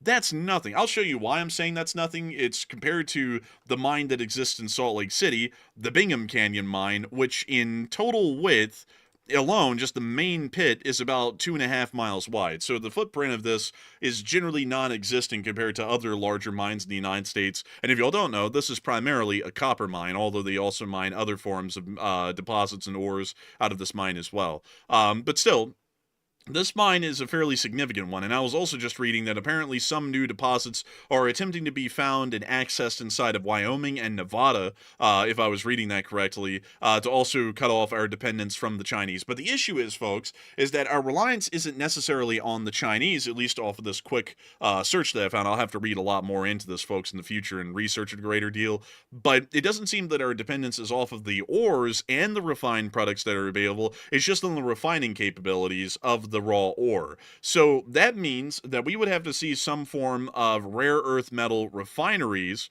or some sort of mills pop up inside the United States that could turn this into some sort of a usable product. And that would be an environmental concern. And I would have to say that we would generally need to take a balanced approach to that. One, we generally know that those sorts of efforts are highly pollutant. And while we are not tree huggers here on this channel, and the fact that we, worship nature, I do say that nature is quite an important thing to preserve, lest you lose it, and then things go wildly out of control. There's endless examples of that throughout history. Best not to include all of them, because that would be an endless list, but it's best to try and balance the quality of our natural environment, which is incredibly important, not just for the fact of keeping it, but also for the fact of economics. And also on top of that, we need to look into, however, trying to get some form of rare earth refining occurring inside of the country. Maybe we can partition some sort of an area, I'd say in the desert. While it's ecologically important, it's not as ecologically important as other areas. And try and relegate the refineries to being in some sort of an area like that, possibly. We could do something like that, although there would be a lot of NIMBY people on that concern wherever that popped up. Still, we do need some form of refining, but I don't think we need the refining types that would start to lead to large amounts of pollution, like, for example, arsenic in your water supply, which might not be the greatest thing for your health or longevity, or, for that matter, your ability to think. Arsenic's generally poisonous to most people, and also lead is as well. And if you have a lot of lead and arsenic inside of you and in your brain, you're going to have a lot harder time enjoying and watching this channel every night. So we want to make sure that y'all are mentally fit enough and healthy enough to be able to watch this show. So we kind of have to balance that concern in with the fact that we need to start having our own rare earth metals deposits and refining capabilities heavily present within the United States for strategic interests. You gotta have your mental faculties and stuff all together. That's why if you go to the hills, the hills of Xi Jinping, you get a little copper, you get a little bit of that iron ore and stuff. Whoa, we got to talk about it. Wyoming. They said roaming in Wyoming. Man on the moon. They filmed it there. I mean, are you okay? Also, someone said, mining near Yellowstone, not a good idea. Oh, don't worry. They're already doing that. They've been doing that for decades now in the Powder River Basin, which is where a lot of this country's coal comes from. So it's already being done right outside of Yellowstone. So don't worry. They've already beat you to the punch. It's as long as it's not within the national parks, that's all I would be concerned about. But beyond that, there's plenty of mining that happens in Wyoming these days. Hell, it's one of the biggest extraction sites in America. I wish I could find you all the mines. Let's see here. Actually, there are some big mines down here in the southern end of Wyoming, down near Green River and Kimmerer. Somewhere down here. I think it's near Let's see, Granger maybe? Oh, geez, I gotta find this thing, folks, because there's a big mine out here. Uh, that isn't it. Where the hell is it? There's a huge one, though. Oh, I used to work in the mines back in the day. Oh, here we go. This is for, I believe if I remember correctly, this mine is for soda ash, but it's a huge one that extends along this whole mountain range through several open pits. Interesting. That's very interesting. Yeah, it's right near Kimmerer, which is right along the Union Pacific Main Line. That's the only reason why I know of this place. But anyways, folks, by the way, I gotta say, if you ever want to know where heavy industry is, just follow the railroads. Studying the railroads will tell you a lot about the heavy industries in this country that are strategically significant. And there are a lot of massive mines out here, including the Powder River Basin, which is a huge coal mine for the larger sense. That's technically about 70 miles long or so, but there's not mines through the whole length of that. They just pop up from here to there. And also someone said soda ash. What's that? And that's a great question. Let me go pull that up exactly for you because I have a general concept of what it is, but not a great idea. So it is actually a versatile chemical with widespread industrial and household uses, including the manufacturing of glass, detergents, and soaps. It's also used in water treatment to raise pH, as a food additive, and for DIY projects like tie-dyeing. So that's what soda ash is. If you ever wondered, what the hell is soda ash? That's the literal textbook answer as to what exactly soda ash is somewhat used for, at least for some of its implements. But anyways, with that, folks, it's time for us to move on into a couple of questions because, holy smokes, folks, I just looked at the time and realized we haven't even gotten into a single question yet from the question segment. So, Matthew, what do we got? All right, and also by the way, I'm told by the chat that there was a 300. Excuse me, by the way, there was a $333 donation that came in from Hal Rose, a channel legend. It must have came in as anonymous, by the way. So a huge shout to Hal, if that was Hal that threw that in, and a huge shout for that generosity to the fundraiser. We're currently sitting at $2,739 raised, which is fantastic to see once again. So with that, jumping into our first live chat question of the night, this one goes to Penguins, who said, "What is the last ship shown in the intro? And why is it so ugly?" The last ship shown in the intro. That is a great question, as a matter of fact. Let me just pop up the intro on air for all of y'all. Let's find out. So, the last ship in the intro. That is an independent right here. I'm not gonna lie, it's pretty ugly. I don't really like the catamaran design, but let me go show you the Independence class, LCS, the littoral combat ship. That's what it is. These were a concept that the Navy had for a while of, who in the world ever heard of over-the-horizon missile engagements, which is also common in our modern day and age? No. We need a load of corvettes that can get right up on shore and fight with the enemy literally in their backyard. So we came up with a littoral combat ship concept, and we came up with two classes. The Independence class, which looks a lot more conventional. Let's see here. Let me go to this. This is the... Actually, no, I'm sorry. It's the Freedom class. Oopsie daisy. Let me go to that. Freedom class. Freedom class LCS, here we are. So this is the Freedom class littoral combat ship, and this is the Independence class littoral combat ship. What is different? They are fairly similar, at least in firepower, armament, and capabilities. The only difference is that the Independence class was built as a catamaran with technically 3 hulls. There's a main hull, but there's also 2 along the sides, which pretty much operate as pontoons.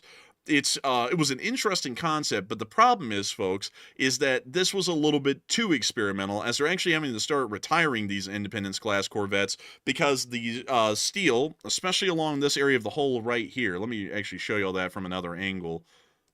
The steel that's along this area of the hull right here that connects these pontoons to the main hull is actually going through stress fracturing. Also, by the way, I think the image is frozen for some reason. I'm not sure what's going on.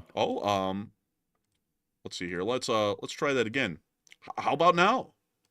I know, I'm saying for the stream, like it looks like it's frozen. And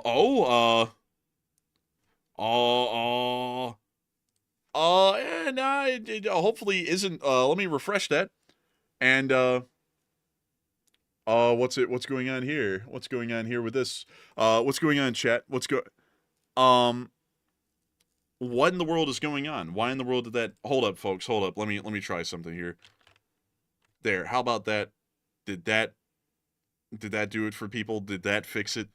Was that Let's the see. issue? We'll have to wait a second and see what's happening here. It has a little delay on it until it catches up with the audience. Oh God, folks! Oh God, what in the world is going on? Oh, yep. It Oh, it changed. It fixed it. changed. Yes. Okay. So for some reason, folks, although I didn't have it clicked to that option on OBS, it just kept it there. Weird. Anyways, moving on from that, now we can get back to the whole story. So the problem with the Independence class, and I would have to say it is a little bit too weird to me. I like the Freedom class; they looked pretty cool, but the Independence class is a little bit uglier in my opinion. I would agree with you, but the problem with these is structural. Like, they're not just ugly, they actually have some structural flaws. This area of the hull right here, where my mouse cursor is, this area is connecting the main hull to the catamaran, and recently they've started to state that they're now going to be retiring a lot of the Independence class ships earlier than expected, because there are now stress fractures showing up in the steel in this area because of the heavy stresses that they take when traveling through any rougher sea state. So, interestingly enough, this ship is not only very odd looking and kind of ugly, this thing also has some structural issues as well. Yeah, and also that the image just got froze on that ugly mug too. It just stayed frozen straight on. It's like a solid like the menacing look of the snoot of that thing was literally on the screen. It wouldn't go away. Man, bro, OBS was terrified to death of that thing. It went goop. It just kept staring at it. But beyond that, I hope that answers the question well about what ship that is. Honestly, I don't really know if the littoral combat ship was a good idea. But there's a lot of them in the Navy. I mean, an insane amount of these. Right now in service, there are 16 of these active, with 2 of them already being retired, which is pretty abysmal because these ships have only been in service since 2010. So 15 years later, 2 of them have already been retired due to the stress fracturing issue. On the Freedom class, however, there have been 10 that are currently active and 5 that are already retired as well. Because just generally, the littoral combat ship concept really didn't pan out in practice. But anyways, with that, I hope that does address that the best that we can, at least from what I would know about the Freedom class or the Independence class. And with that, we are on to the next question of the segment. And this one goes to N. Hansen, who said Russia definitely wants to, but can they? And if they do, can they sustain an attack on NATO? They technically could, but only for a short period of time. They could start a war with NATO, and they would have the element of surprise initially. And once they take ground, all they have to do is dig in and then force us to push them off of that area. And that's what they could actually do. Anything beyond that would be well beyond their capabilities. Even in my opinion, that would just be far beyond what they could do. But we would be able to push them back. And then that's when we start entering the nuclear territory of the Russians actually trying to nuke us instead of us nuking them. But I hope that does address that the best I can. And with that, we are on to the last question of this segment, and then we're going to be moving on into the rest of the news that we have for the night. And this one goes to JNN, who said, do you guys think if Russia goes to mobilize for a full-scale war, then the people will find a reason to rise up against the dictator Putin?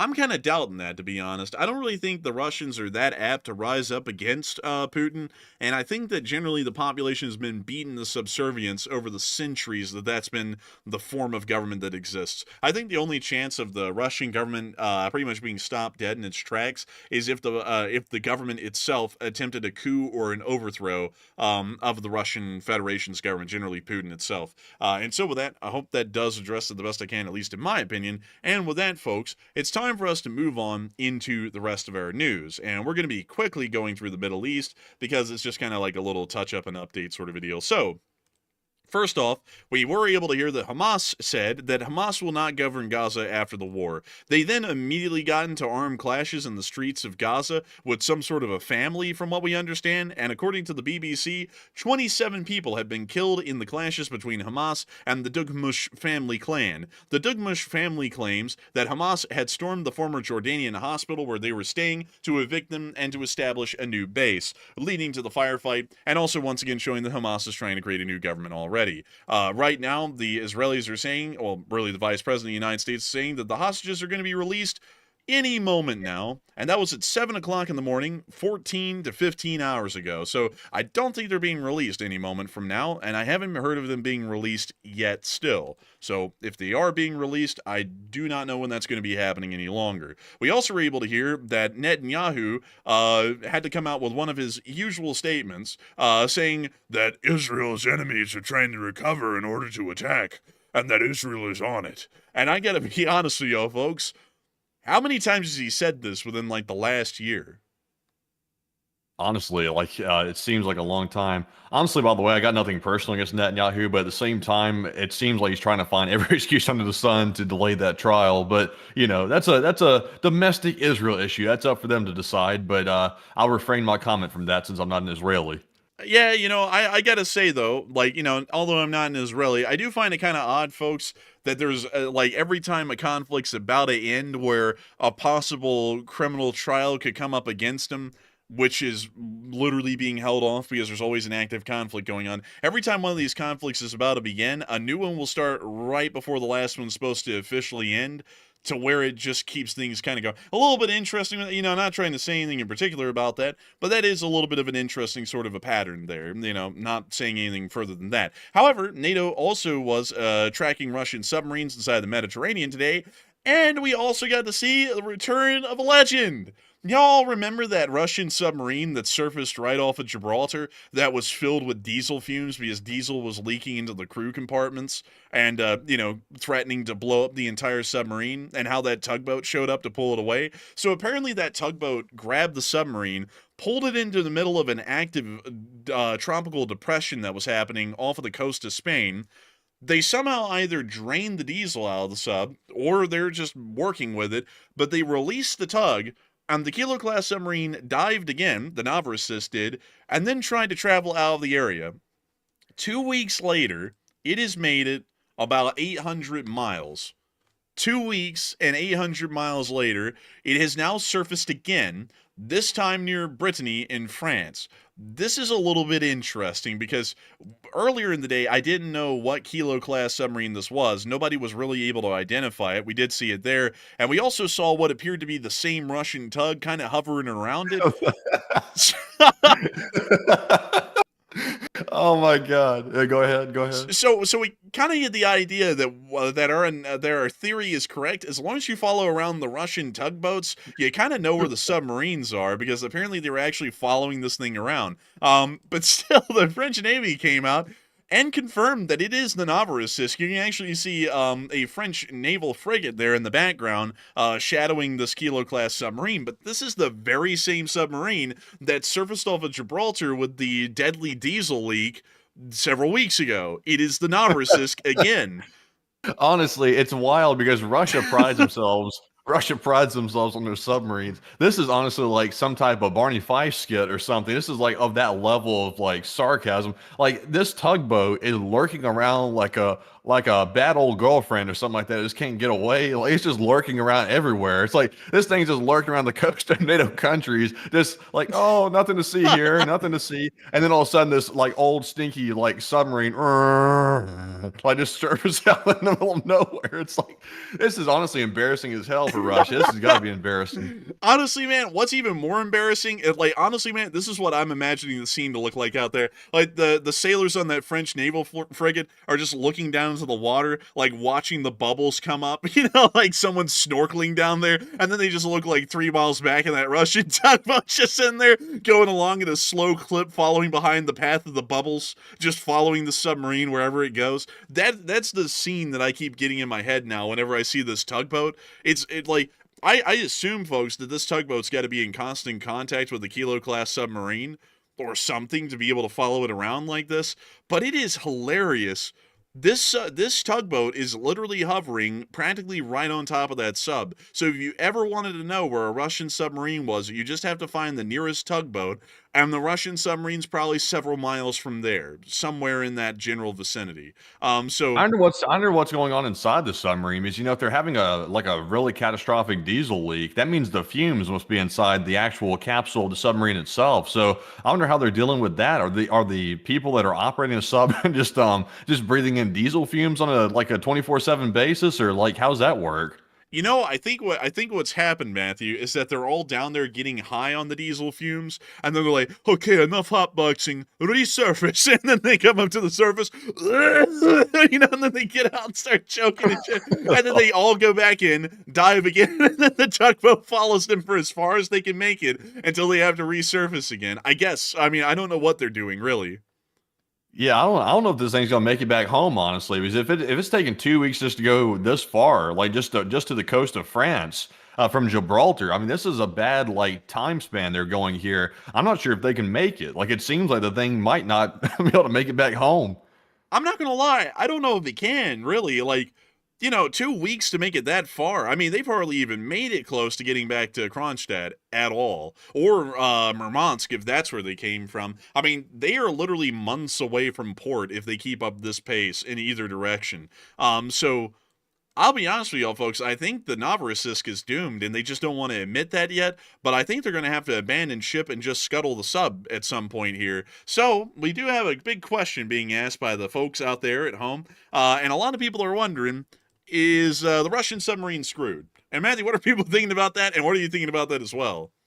All right, so this is a pretty straightforward question here. We originally followed this whole situation when it first began near the Strait of Gibraltar. This thing went, and it literally serviced right next to Gibraltar, and everybody went, "Oh my God, it's a Russian sub!" And then they went out there and like watched the thing, and then they're like, "What's going on with it?" And then they watched the thing over there just limping around and coughing a little bit of that as the submarine was dying out there because it had a diesel leak. So that was a whole thing. Then it went back under the water and disappeared for a while, and now we see it's near France, which is not good for them. So I think the Russian submarine's actually screwed. Like, it seems like it is probably going to be lost, or they might have to abandon it or simply leave it because, like I said, we don't even know how the crew is operating this thing because right now there's an active diesel leak on the sub. So they're apparently breathing in diesel fumes or something. We don't even know what's going on. Like, it could be that bad inside the submarine. So I'm with 89%. I think that thing is actually screwed. I'm not sure what they're going to do with it, but it's not looking good. And also that tugboat lurking above its head is not doing too good either from the looks of it. But Enforcer, what say you? I'm going to be flat out, folks. Y'all got it on the nail. This thing is screwed. I don't even think they have enough supplies in the submarine or a resupply capability to be able to keep the submarine at sea this long. Like, this is going well beyond any sort of patrol they would normally be on. So I would have to say they're screwed for sure, folks. I don't really think there's a lot that they can do. I think what they're going to end up doing is abandoning ship and scuttling the submarine at some point because a 3 or 4 month trip back to a port is unreal for a submarine like this. These Kilo class submarines are not large, and they're generally not made for the crew to be out at sea that long. Let me go show y'all one of these things again. Here we are, the Kilo. This is not the cartel one. This is the Russian one. And Honestly, that would have been a perfect name for the cartel sub as a Kilo class. honestly, man, let me tell y'all the operational range of this thing. So its operational range is around, with the snorkel, 6,000 to 7,500 nautical miles. On a submerged run, it's 400 nautical miles only, and then it has to resurface. But generally, it can go for about 6,000 to 7,000 kilometers. Well, 6,000 to 7,000 miles. So put that in mind, folks, that if it's traveling that speed, if it's traveling a speed, say, oh, I don't know, around 23 to 17 knots, we'll go with 17.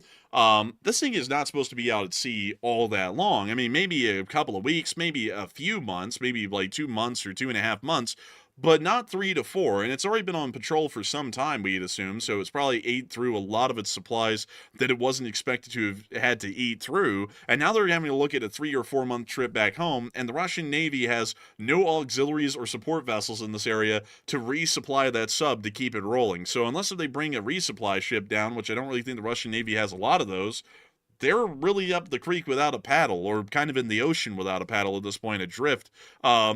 And I don't really know what they're going to be doing about that, rather than possibly abandoning ship. Also, let's take a little look here at a improved. Oh, look, it's the improved Kilo class. This one just shits out and dies instantly. Like this one just falls over dead. It's improved. Also, like, forget the sub for a minute. Look at that water. It's like brown. Like, where is Mm. this? This is in Willy Wonka's factory at the Chocolate River. That's that river that kid fell in and like got like all that chocolate on him and stuff. But Augusta, like, sweetheart, like man. and then that the maniac that was running the place didn't care very much. Must have been Putin. But honestly, like, where is this? Like, seriously. This would most likely be in St. Petersburg somewhere because it's the Russian Navy Day parade. Yeah, that's some tough looking water there. I wouldn't want to fall into that. Also, look at how big the submarine is, man. Those guys are fairly sizable on that thing. Yeah, honestly, it's like a guppy. Man, Legopi. the Russians be suffocating in Legopi. Let's see. Oh yeah, this thing is not big at all. I mean, this thing is like a U-boat nearly in size. How big is this thing anyways? Like, I've never really cared to look at the actual dimensions of it. It is 238 feet long. That's not very long. Let's compare that to a Los Angeles class attack submarine. Let's see here. The length, 362 feet. So our normal attack submarine is 362 feet long, and normal Russian attack submarine is 238 feet long, so significantly good bit shorter than ours. And I gotta be honest with y'all, that's a little bit wild because the Los Angeles class isn't really that big compared to other U.S. nuclear submarines, and yet it dwarfs a Kilo class submarine. These things are like midget subs nearly. Yeah, I would say so, honestly. It's just tough. Like, these things are tough. Man, I would have to say, man, that they need to rename this thing to the Gopnik class because this thing is gassed up and getting nowhere fast. So, like, man, it's the Gopnik. But, I mean, jeez. Oh, India's got a load of them, and China has a load of them. I forgot these things were exported. Oh, whoopsie daisy. So by the way, I forgot to tell you, a load of countries are burdened with these. And where? Oh, look, they actually have the list here. So Algeria has 6 of them. China has 12 of them. India has 10 of them. One is sustained as a major casualty. That was the one where they left the porthole open and then they dived and they all drowned, if I believe correctly. What? I think. Yeah, you didn't hear about that? No, I definitely didn't hear about that. They left the porthole open and then they dove. Let me go pull that story up. The Indian submarine. And make sure about that. That's unbelievable. I never even heard about that. That's hard to believe. All right, I'm sorry. Actually, it wasn't a Kilo class. It was actually a nuclear-powered submarine that happened What? with. Yeah. Let me go and get you this one. So it was the Indian naval ship Arhan, and this thing actually. Let's see here. Okay, so anyways, moving on from that. Let's see here. When did this happen? Development phases, launch, trials, and commissions. Here we go. In January of 2018, it was alleged that an aft hatch on the submarine was left open by mistake while the Arahant was docked in 2017, leading to salt water flooding the propulsion compartment, rendering the submarine inoperative for 10 months while corroding pipes were replaced. These allegations were dismissed by some sources due to the submarine being based on a double-hull design, as well as claims that it does not have a hatch to the propulsion compartment. However, the Indian Ministry of Defense refused to deny the allegations, claiming it would be a breach of national security to speak on the matter. Largely, generally corroborating this most likely did happen. Later media reports alleged of inconsistency in the original report by the Hindu. As per latest investigation, the submarine has no hatches. The Arahant is based on Soviet double-hull design with a sealed nuclear reactor section. So they don't even know if it has hatches, but yet they said a hatch was left open? What the hell's going on with this? It's extremely confusing what the hell's up with this submarine, and there really is no. This is the only picture we have of it, and this thing's got le hump. like. Honestly, man, this is the only. This is like one of those pictures of those UFOs that you can't see anything from it. Like, it's just like a blurry picture of like some blob in the image or something. It's what a ghostly looking thing, and what a ghostly picture. Honestly, like. It's not as bad as I thought. I was about to say, you're kidding me. Like, they left a porthole or a hatch open, then they dove. That would be top tier incompetence. But it sounds like they left it open while it was docked or something, if it even has a hatch. But they're disputing whether or not that sub even has a hatch. And then the Indian Ministry of Defense goes, we cannot confirm nor deny. Like, that's like, okay, if you're giving the Glomar Explorer answer, there's a high likelihood that actually happened. Also, how if they don't have a hatch, then how the hell does the crew get in? I'm doubting that there are, because they said there are no hatches, and it's like, that is bullshit, because there is always an escape hatch somewhere on a submarine, so that way if it ever ends up getting, pretty much stranded at the bottom of the ocean, there's some way to recover the crew from inside. So there are definitely weapons hatches on the submarine, along with other hatches as well, so that is just straight up BS that the submarine has no hatches, and so it's highly likely that this actually did happen, considering that the Indian Ministry of Defense wouldn't confirm nor deny that this happened. If it didn't happen, the Indian Ministry of Defense would have just stated this never happened. The truth is that it happened. They didn't want to say why it happened, and that's why they said they couldn't confirm nor deny whether or not it happened. Yeah, honestly, unless they're like building the submarine, unless they're like building the submarine around the crew and then sealing them in permanently or something. It's like you got to have a hatch. It's like people got to get in and out of the thing. Yeah, bro, they just said we welded them in. Like they stay there. Like there's no hatches. That's a lifetime appointment of that submarine. You're not getting out. Bro, they check in, but they don't check out. Bro, that's the Arhan. But why in the world is one sustained as a major casualty? What in the world has happened to that one? Let's see. Well, any answer as to the one that was sustained as a major casualty? Hold up. U.S. Hunting each other. Let's see. India purchasing over club. Oh, so they renamed the caliber to the club, spelled with a K. They hit you with the club. I tell you what, the Indian Navy's going off. They're going off. Man, while on the submarine, let's see. The operations submarine. Okay, so. Oh, here we go. Oh my god, wait a minute, hold up. The INS Sunderhoch, if I'm pronouncing it correctly, collided with the cargo ship MV Leeds Castle. The submarine was reported to have sustained superficial damage to its conning tower. As a result, the submarine was out of service for a month. The cargo ship was in restricted shallow waters. And then another accident happened on the submarine where a fire broke out on board 2 years later, which led to one sailor being burned to death and it injured 2 others, and the fire was due to a defective battery. Then there was another explosion on a different one of these, which was followed by a fire, and this one sank in the dock. So this is the one that actually was suffered as a major casualty, was this one. And then the same submarine that had the original collision with the merchant ship also ran aground due to low tide as it was returning to the naval dock. And then in 2014, another one of these had smoke on board, and 7 sailors inhaled the smoke till unconsciousness, and 2 died as a result, and the unconscious were airlifted to the hospital. So basically, the Indian Navy's submarine forces are like the 3 stooges of the high seas, basically, is what I'm getting from this one. Honestly, and also it's like what does the Indian Navy say when they're going to use their calibers on them? They say, "Hey, boss, like we're launch a club, we're going to club them or something." Bro. It's like, what do you say like when you use that? Bro, instead of the like Indian naval like submarine groups being called wolf packs, they call them club seals. Bro, like that's what they call them, like seal clubs or something like that. This is.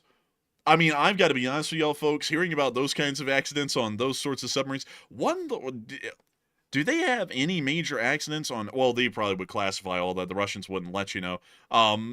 There is that one Chinese submarine, Matthew, last year. Remember, they left all the hatches open while it was in the river, and a strong current just flooded the sub and sank it in the middle of the Yangtze River.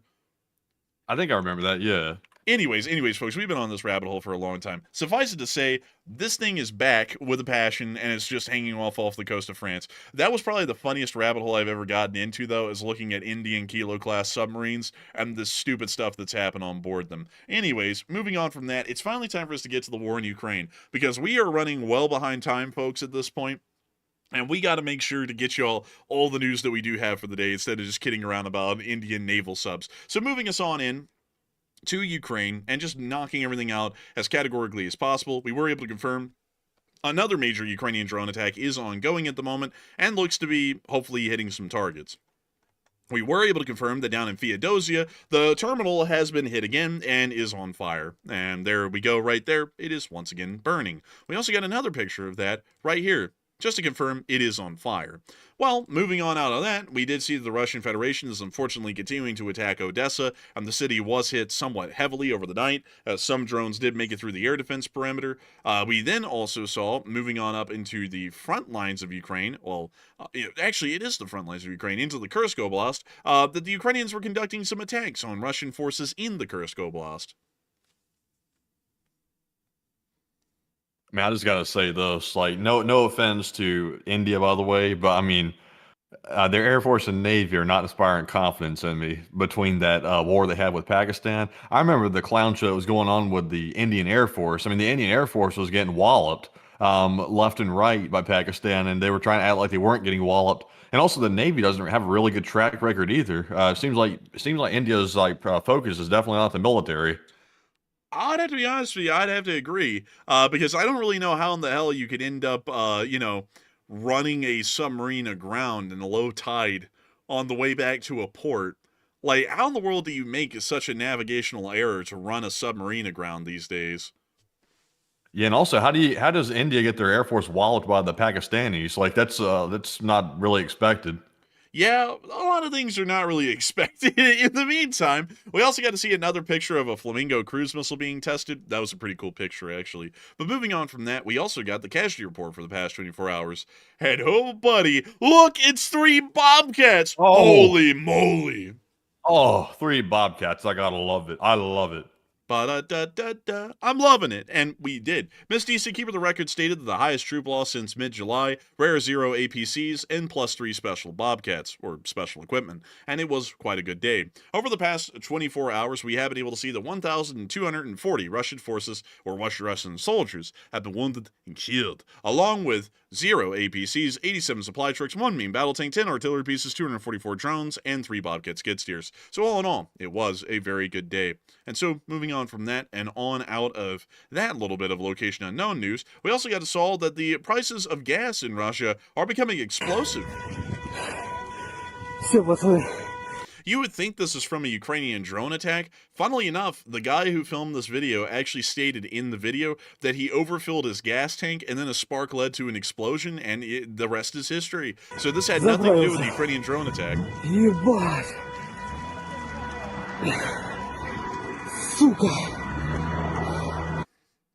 Well.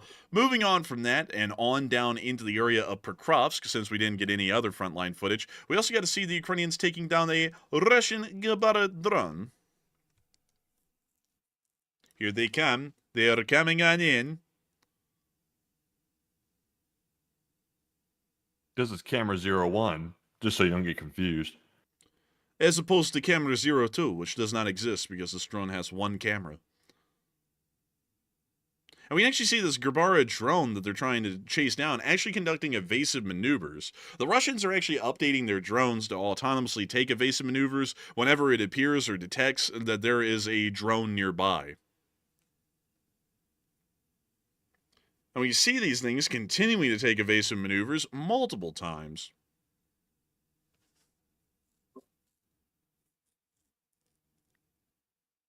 Oh, look at that, folks. This thing's really going around. Now look at it go. What you were seeing here is advanced warfare.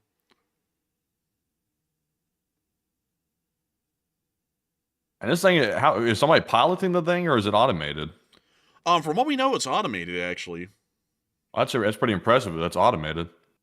Yeah, it is actually fairly impressive. Oh, and they finally got it. Oh, there we go. Well, it was impressive while it lasted. The thing got blasted into a million pieces. Moving on into our next clip in Pokrovsk, we also get to see the Flying Skull Battalion taking out some Russian forces as well.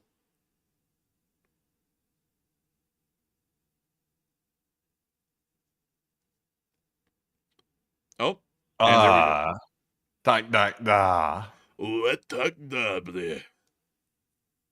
Oh, and here goes another. Oh, and is that an ATV with a trailer? It was. What a treat.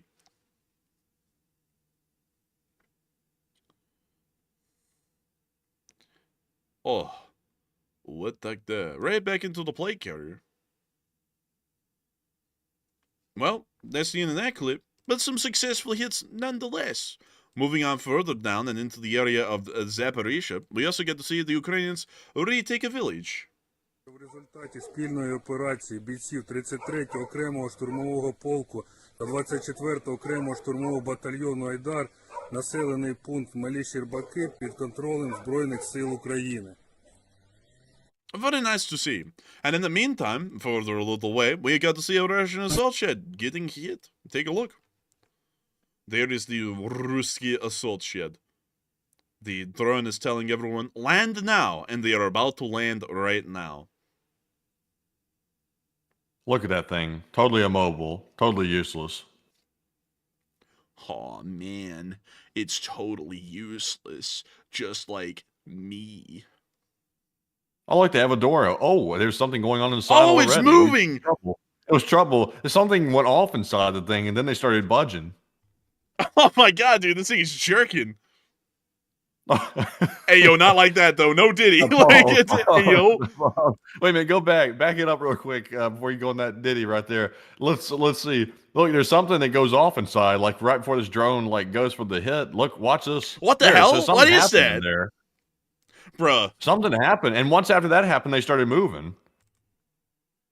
Skirt! Bruh, they started moving mechanically. I don't know what that was, honestly. It was like something went off on them. I'm not gonna lie, I have no clue what that was.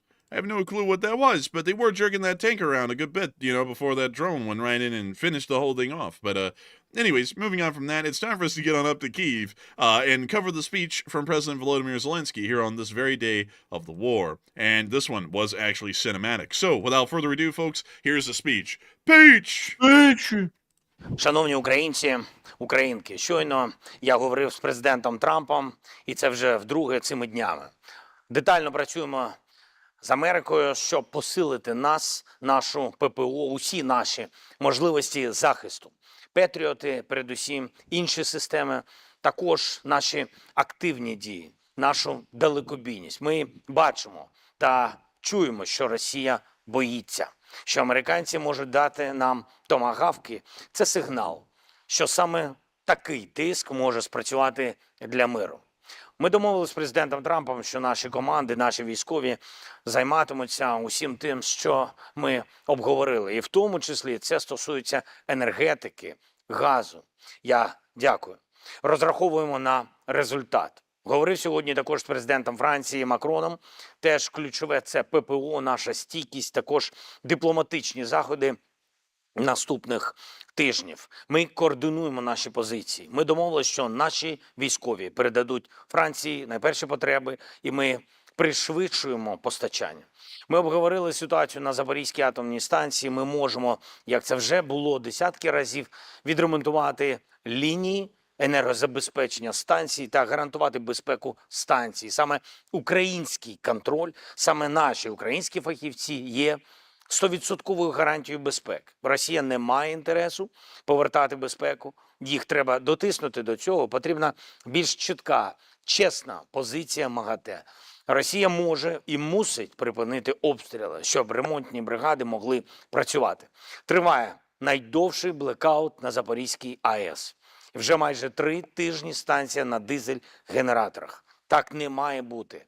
Росія користується моментом, і це зосередженість світової дипломатії на Близькому Сході. Путін пішов на ескалацію на ЗАЕС. Також Росія зробила свої удари більш підлими по нашій енергетиці.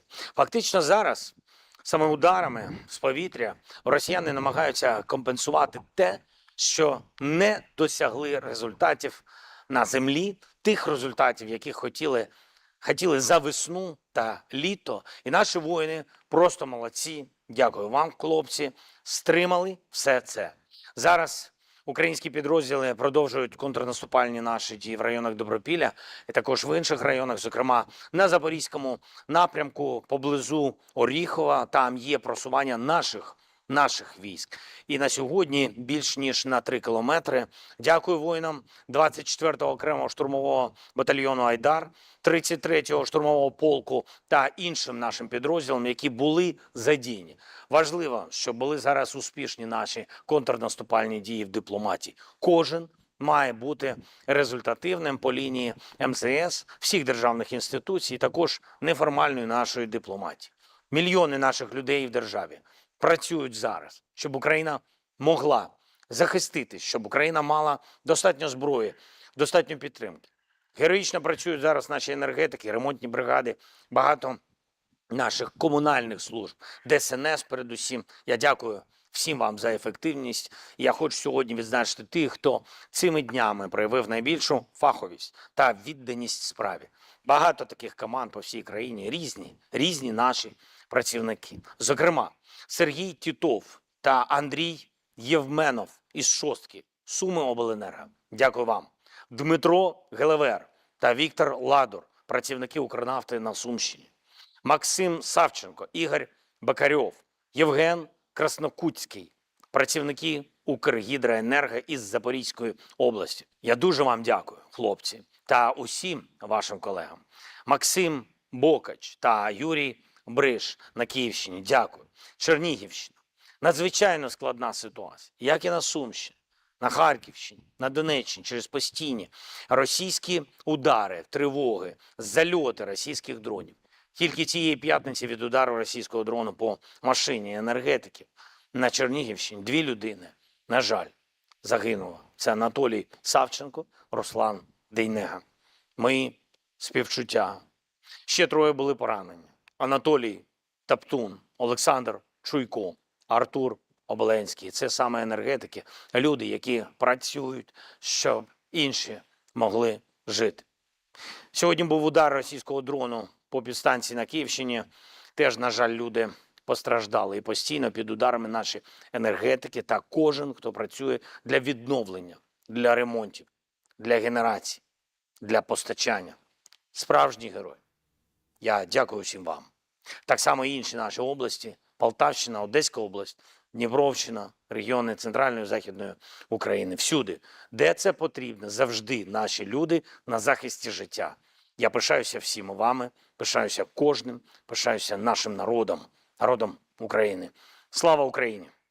And Героям слава. And with that, folks, that is the end of the speech from the President of Ukraine, Volodymyr Zelensky, here on day 1,327 of the war. And that is going to be moving us on into the second segment of this stream, where we get to talk to each and every single one of y'all. And luckily, we somehow still ended up rounding this thing out nearly on time tonight, even after the whole Indian submarine rabbit hole that we had that was absolutely hilarious. But it is time for us, folks, to move on into the second segment with renewed vigor and vision. We have been able to raise $2,795 tonight for Razom for Ukraine. Pretty much all of that was raised within the first hour, and I gotta say that it's absolutely incredible and amazing to know that so many people have continued to support the fundraisers here on this channel and have continued to support Western and American interests from around the globe. I have to thank you all greatly for that once again on the behalf of the folks who will be getting that help over in Ukraine, because I'm sure that if they all knew who was supporting them and helping them out here in the Lee Spring Army, they would personally thank you all themselves. But, Matthew, before we move on into the questions that we have tonight, do we have any other top donors to call out? So we are actually fresh out of top donors, but we are now sitting at $2,795 raised, which is well above the $2,500 goal right there. And a huge shout out to everybody once again for making that goal possible tonight and smashing it right there. Very good to see once again. But that is all of our top donors. But Enforcer, what say you? And I'd have to say a huge shout out to all of y'all once again, because these fundraisers are truly incredible. Thanks to all of y'all. So with that, it's time for us to move on into all of them questions. All of those amazing and incredible questions. And we have a lot of them, folks. A lot of them. And good ones. And tonight, of course, folks, we have not had actually, we have had a single super chat, apparently, because the chat revenue is showing $5.27. I was about to say, we haven't had a single super chat tonight, folks, so it's raw live chats, but actually, as a matter of fact, we apparently do have some super chats. We're going to get to those first, and then we're going to get to all of the live chats that we have. So, Matthew, what do we got? All right, so to get those 2 super chats, the first one here goes to Blizz, who said, "Hi from Australia, and I appreciate all the work you guys do to bring us the news, and can we get an LSA morale patches in the merch store?" And I thank you incredibly for the support, and I thank you for enjoying this channel all the way down in Australia. And as far as merch goes, we are still working on trying to get that set up. Enforcer HQ 3.0 has to move first, and then we're going to be working on trying to get some form of merchandising set up for next year. But once again, we're having to pretty much rewrite the book on that due to some business reasons. But we are going to be getting that set up. So hopefully we can start to get cool merchandising out there again, like flags, morale patches, that sort of a deal. Because one thing that I have to say, folks, that I've gotten a question endlessly on, it is a question that I have to say, folks, I'm very proud of the ability to say I'm tired of getting it because so many people have asked it, is when the world is the next LSA flag drop going to happen? And really, folks, so many people have asked about that. I'm getting tired of hearing the question. But at the same time, that is a good thing because I love to know that people love the LSA and love the LSA flag so much that they want to know when the next one's coming out. And at the moment, we do not know. We are still trying to work on that in the background, and there's a load of stuff that we would have to sort out and pretty much hash out to get that done. But we are still working on trying to get the next flag run going. I can probably tell y'all pretty assuredly up front that the next LSA flag run is most likely not going to have my autograph on it, even as an option, because that was insane to do the first time. The first batch of flags that we put out, I think in number, was around 550 or so. And it was actually pretty tough, folks, to sit there with the golden Sharpie and sit there and sign, autograph all of those flags, all 550 of them, endlessly. It was pretty much an endless sort of thing. My wrist was hurting so much by the end of that because it actually takes, crazily enough, folks, a lot of pressure to put that damn Sharpie down on the flag, and then you gotta like hold the flag in a certain way and stretch that area out with your hands while you're doing it so that way it doesn't smear or look nasty or bad, in the end product. And it took a lot to do them. And I was like, damn, it takes a lot. And I don't really know if we would even have the ability to do that the next time around, especially with the amount of time and also how large the community has grown since then. Because I think the first time we did the flag run, and there was 550 of them or so, there was, how many subscribers did we even have then, Matthew? What was it, like 220,000, 210,000, something like that? Yeah, I think it was around the 200 mark or so, I think. Yeah, it was somewhere around there. It was not as high as it is now, and now we have a community twice the size. And on top of that, on live streams at least, which we consider to be pretty much like our hardcore base of fans, the streams back then used to get, I don't know, less than 100,000 views. Nowadays, we're getting well on over 100,000 views to 200,000 views, which is a lot of extra people who probably will want to get an LSA flag. And also, some people would say, well, why not do it with an auto pin? An auto pin? Yeah, an auto pin. I see that in the chat. Why not do it with an auto pen, or why not just get a stamp that you can stamp every flag with? I don't like that because I like the idea that if we're doing something for y'all, it doesn't feel fake or artificial. Because whenever you get a letter and it has like a pre-printed signature on it, it just doesn't have the same feel to a real signature. That's a personal sort of a thing that I think. And so I don't really like the idea of telling y'all are going to get a personally autographed flag and then it's some sort of a stamped sort of a flag with a stamped autograph on it. To me, that feels like cheaping out. And so if we were going to do an autograph flag for y'all, I would like to do that by hand. And if that's not really possible, I wouldn't want to do one at all because I don't want y'all to get kind of like a half-baked sort of an autograph deal on that. Now, maybe in the future, if we ever run into y'all in person and y'all have a flag and y'all want it autographed, I can certainly put an autograph on it. But I don't really want to do that with a stamp because I just feel like that really cheapens the whole thing. And I saw Varg say, why not do a stamp? It just cheapens the whole thing to me. Like, it doesn't feel authentic anymore because if I autograph the flag, in my mind, this is how I've always looked at it whenever I got anything autographed. If it's a pre-printed autograph, it means nothing. It was done on a printer. There was no soul or anything involved in it, no human connection. It was just done through a machine, so it might as well mean nothing. But when it's hand signatured, that means something. The person who actually signatured that did that themselves, and that's what means a big deal to me about that. Like, that's how I always look at it whenever I got things that were autographed or signatured and it was like pre-printed on. I was like, that's really cheap and low effort. Nobody even looked at this whole thing. This signature may as well mean nothing. But when someone ever hand signatured or autographed something, I was like, this means a lot because they actually hand autographed that. And that's generally why I wouldn't want to do a stamp, because I personally never liked it when anyone else did it. So I wouldn't want to do that to y'all in return and be like, oh, look, it's cool, and it wouldn't really be that cool if it was stamped. But anyways, with that, folks, I hope that does address that the best I can. We're going to try and get morale patches and flags out there soon. We just got to figure out how to do it again. So with that, we are on to the next one. All right, and our next one here goes to Joshua Larmu, and thank you very much, Joshua, for that $2 super chat right there, and we do appreciate that. We also have a 5 from Great Southwest Trains, who said, 1 rotisserie chicken for the Enforcer food donations. Hey, and we will eat. We will feed thanks to you at the Costco chicken. We gotta have that Costco chicken. A $5 Costco chicken. It goes a long way. We gotta have that chicken. And I gotta thank you massively for the support and helping this channel to keep on running, because with it, the chicken shall flow. And so a huge thanks to you so much once again. And with that, I think we're on to the live chats, Matthew, if I'm not mistaken. We do have one more super chat, by the way. And also, by the way, I see someone saying, I guess I got one of the OG flags. I can't remember the exact number. I think it was, I'm going to say 500. It was around the 500 mark. So if you have an LSA flag that's signed, you have a 1 out of 500 limited flags. So those things are very limited. So if you've got one, they're rare, because like it's going to be a minute before we do those again. And we're not even sure if we can even put the signature on it again, to be perfectly honest. So definitely a rare thing there to keep, I would say. Also, I saw someone saying the quality was really good. Use the same manufacturer next time. I scoured like really, really hard to find really good quality flags on that. So I'm glad people like the quality, because they were like double-sided. We spent extra to make sure they were really well built, and we really scoured hard to find that manufacturer. So very nice. But anyways, moving into our last super chat here. This one goes to Bruce Lee, who puts in it too. He said, Summit the Marmot, the Wise, LSA. Marmot the Wise? You want Marmot the Wise? Marmot the Wise? We gotta go get the Marmot, Matthew. We gotta get the Marmot. Also, this one is not Alan, but kind of looks like Alan. What are you doing, Governor? What the hell? Why am I photorealistic, Governor? What is going on? But hey, it's the Marmot. Hey.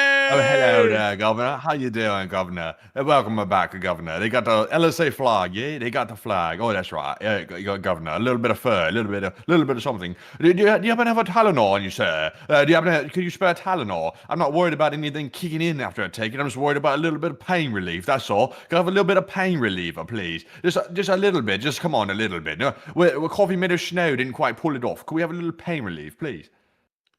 Aw, man. Can I get a quick fix of Tylenol? Aw, man, I'm fiending for acetaminophen. Aw, man. I need some acetaminophen. Aw, man. I gotta be honest with you. The Fly is a really pathetic person, sitting there endlessly asking for a hit of a Park 30 or acetaminophen. I gotta be honest with you. I think that the Fly has gotten a lot of Tylenol in its system. A lot of Tylenol. A lot of great Tylenol. They sat there and they told me, sir, you have to tank Tylenol stock. And I said, no one can do it better than me. No one can do it better. And so I went out there and I tanked it greatly. And by the way, folks, we're going to be doing that to the rest of the economy. I'm bringing forward 100% tariffs on China. China, everyone, it's going to be huge. Believe me, it's going to be huge. And a lot of people have been saying, sir, my business, it's going to be going under. It's a small business. I said, well, you should have made it bigger. It should have been the biggest business. Small businesses, they're really small, really weak. Crush them like an egg, really sad. Kind of like these plums. Look at those plums. The big, juicy plums, they got that little patina color to them that's kind of not good. You might want to check the FDA on that one. Probably not the greatest peaches or whatever the hell those are to eat. I don't know. I only eat Big Macs. I don't know what the hell that even is. Is it a plum? Is it a peach? I don't know. It's purple. It might be a blueberry. I don't know. Why did they call them blueberries when they're not even blue? They're purple. They're purple. And the insides are purple. And when you crush them into something, they're also purple. They had to call them crimpberries or pimpberries, maybe. Maybe that'd be a better one, a pimpberry. They always wear red. No, sorry, that's the Bloods. The pimps always wear purple, everyone. Everyone knows a pimp. They wear purple. But anyways, enough about that. It is time for us to move on to the next one. We've got to get a lot of questions, folks. A lot of questions from the press and the fake news, and we have to make sure to get plenty of them. So with that, what do we got, Matthew? All right, so jumping into our Morse code decoders of the night. Also, by the way, folks, I do want to mention this. This is breaking news, apparently. The hostages that are currently being held by Hamas inside of Gaza are set to be released very shortly. It looks like Red Cross buses have shown up inside of Gaza, and they're currently going to collect them on the buses from Offer Prison. So it looks like they're actually taking them out. Also, Enforcer, go show people this photo, by the way. It's of the buses going into Gaza. I mean, look at the destruction destruction. Like, it is a hellscape these buses are driving into to go get these people out. It's the second post down, by the way. Look at that. I mean, that is devastation galore. I will see. I saw a picture from, I think it was Jabalia, yesterday morning showing the destruction. The place was like flattened, like completely leveled, from what I could tell. And this is no different. It's like complete leveling through here, except for a few exceptions. What a doozy there. Hopefully the hostages get out, but it's really a wreck in here, like really. Yeah, I mean it's a crazy sort of a thing. I think I remember the clip you're talking about. I saw it on our Twitter, but I think it's a way down the feed. But yeah, the destruction has been insane through most of the Gaza Strip. I would say that probably a large part of it's pretty much destroyed with nothing left just about.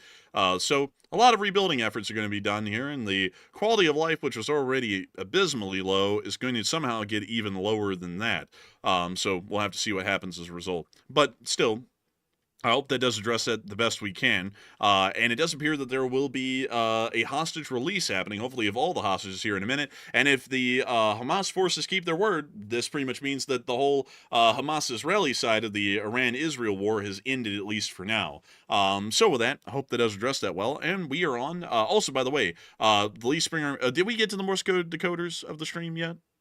No, tonight we had Paul Schultz, Kevin J, Mason Miami, Joni Dog, Norm Pritchett, Arabelle Garbo, Heroic Fluffiness, Kush, Kopitex, Siren, Brian Blairstown. They said more says, Russia is getting completely panicked over the Tomahawk missile. That's pretty nice. And LLT And that's the sound of money, and y'all got that dead on the nail. That was the Morse code message of the night. I got to congratulate y'all greatly for getting that correct. It's truly an amazing and incredible thing to know that so many of y'all have gotten that correct time and time again. Truly profound sort of a thing. And I got to congratulate the Lee Spring Army Signal Corps greatly for another amazing feat. And so with that, it's time for us to get on into the live chat. So what do we got? All right, so jumping right into our live chat questions, this one goes to Sasquatch. He said, is nuclear war a real possibility in your opinions by 2030? Honestly, Sasquatch, it's always a possibility. It's always one. Under mutually assured destruction, all the nuclear-armed countries are always in a state of heightened alert with one another at some point or another. So that keeps the playing field pretty much level. So a nuclear war, like a legitimate, like nuclear situation like that, where they exchange them one country to another, I would say the odds of that are still extremely low, because nobody at the end of the day wants to be on the receiving end of a nuclear hellfire, because it's not going to be good for anybody, because it's going to be mutually assured destruction. So I would say we're in store for some really hellish wars to come up, but nuclear war, not a real possibility yet. But Enforcer, what say you? I would say that a nuclear war by 2030 is most likely going to be unlikely. Generally, the world does not lean towards any period of time a high chance of a nuclear conflict, at least historically, and that's what I work off of usually to get my analysis. And so for that reason, I would still say that even at this moment right now, even with it looking like a nuclear war is at least a higher possibility now than ever, the historical precedent would show that even in those instances, the chances of a nuclear exchange is pretty much 0% because it's never happened before. So that's generally what I would say. I would say that the chances are still wildly low. And generally, I would probably be saying that up until the day that a nuclear exchange actually happened, because that would be the first time that that norm will ever be broken. At least, ever since the atomic bombings of Hiroshima and Nagasaki. But even still, that wasn't really a nuclear-armed conflict, because the Japanese were not nuclear-armed. We just did that because we did it. So with that, I hope that does address that well, at least the best I can. And with that, we are on to the next one.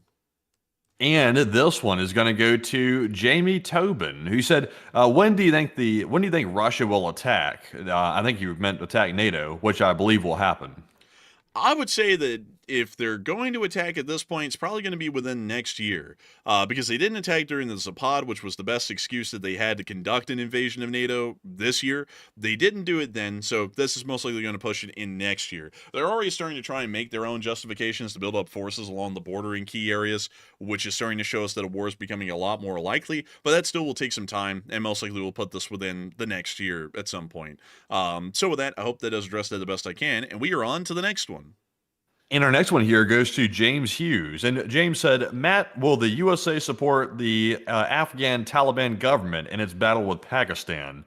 Now, honestly, James, if I was the U.S. president and I was in charge, what I would do in that situation is I would let the Afghan government call me up, which is now the Taliban, and they could tell me, excuse me, sir, we don't like the Pakistanis attacking us. Could you please help us? And I would say, oh, help you? Oh, is that right? I think you have a base that we want called Bagram, and I believe the last thing the Taliban said about handing that over to us was that the Americans could go fly a kite, which is not very kind words coming from the Taliban. So I would say that if the Afghan government wants to have Pakistan back off, maybe the USA will help them out if maybe they'll be a little bit kinder about Bagram and maybe letting us have a little presence there at Bagram. I would say that's a good point of negotiation right there. If they want some relief and the USA can maybe intervene and tell Pakistan to back off, then maybe we could have some better negotiations. That's what I would do personally. But Enforcer, what say you? I'd have to be honest with you. If I was the president right now, I would call up Afghanistan and I'd tell them, you're looking really weak.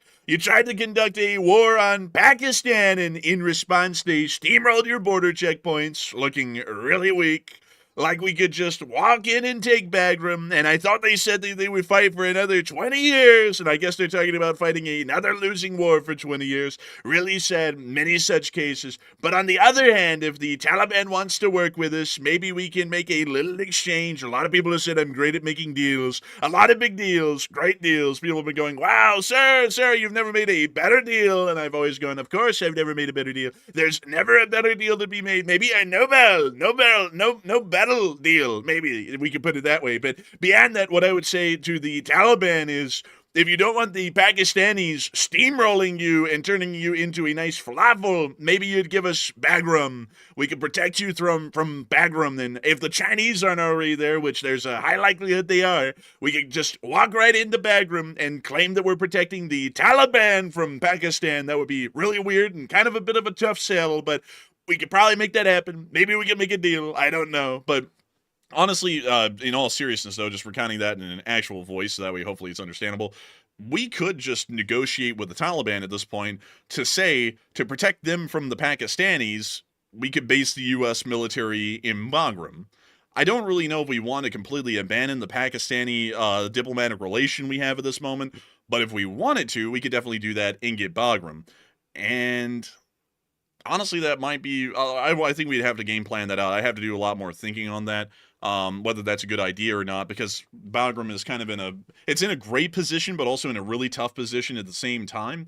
And so it would be a really tough one to defend, but it would also be a great one to project to.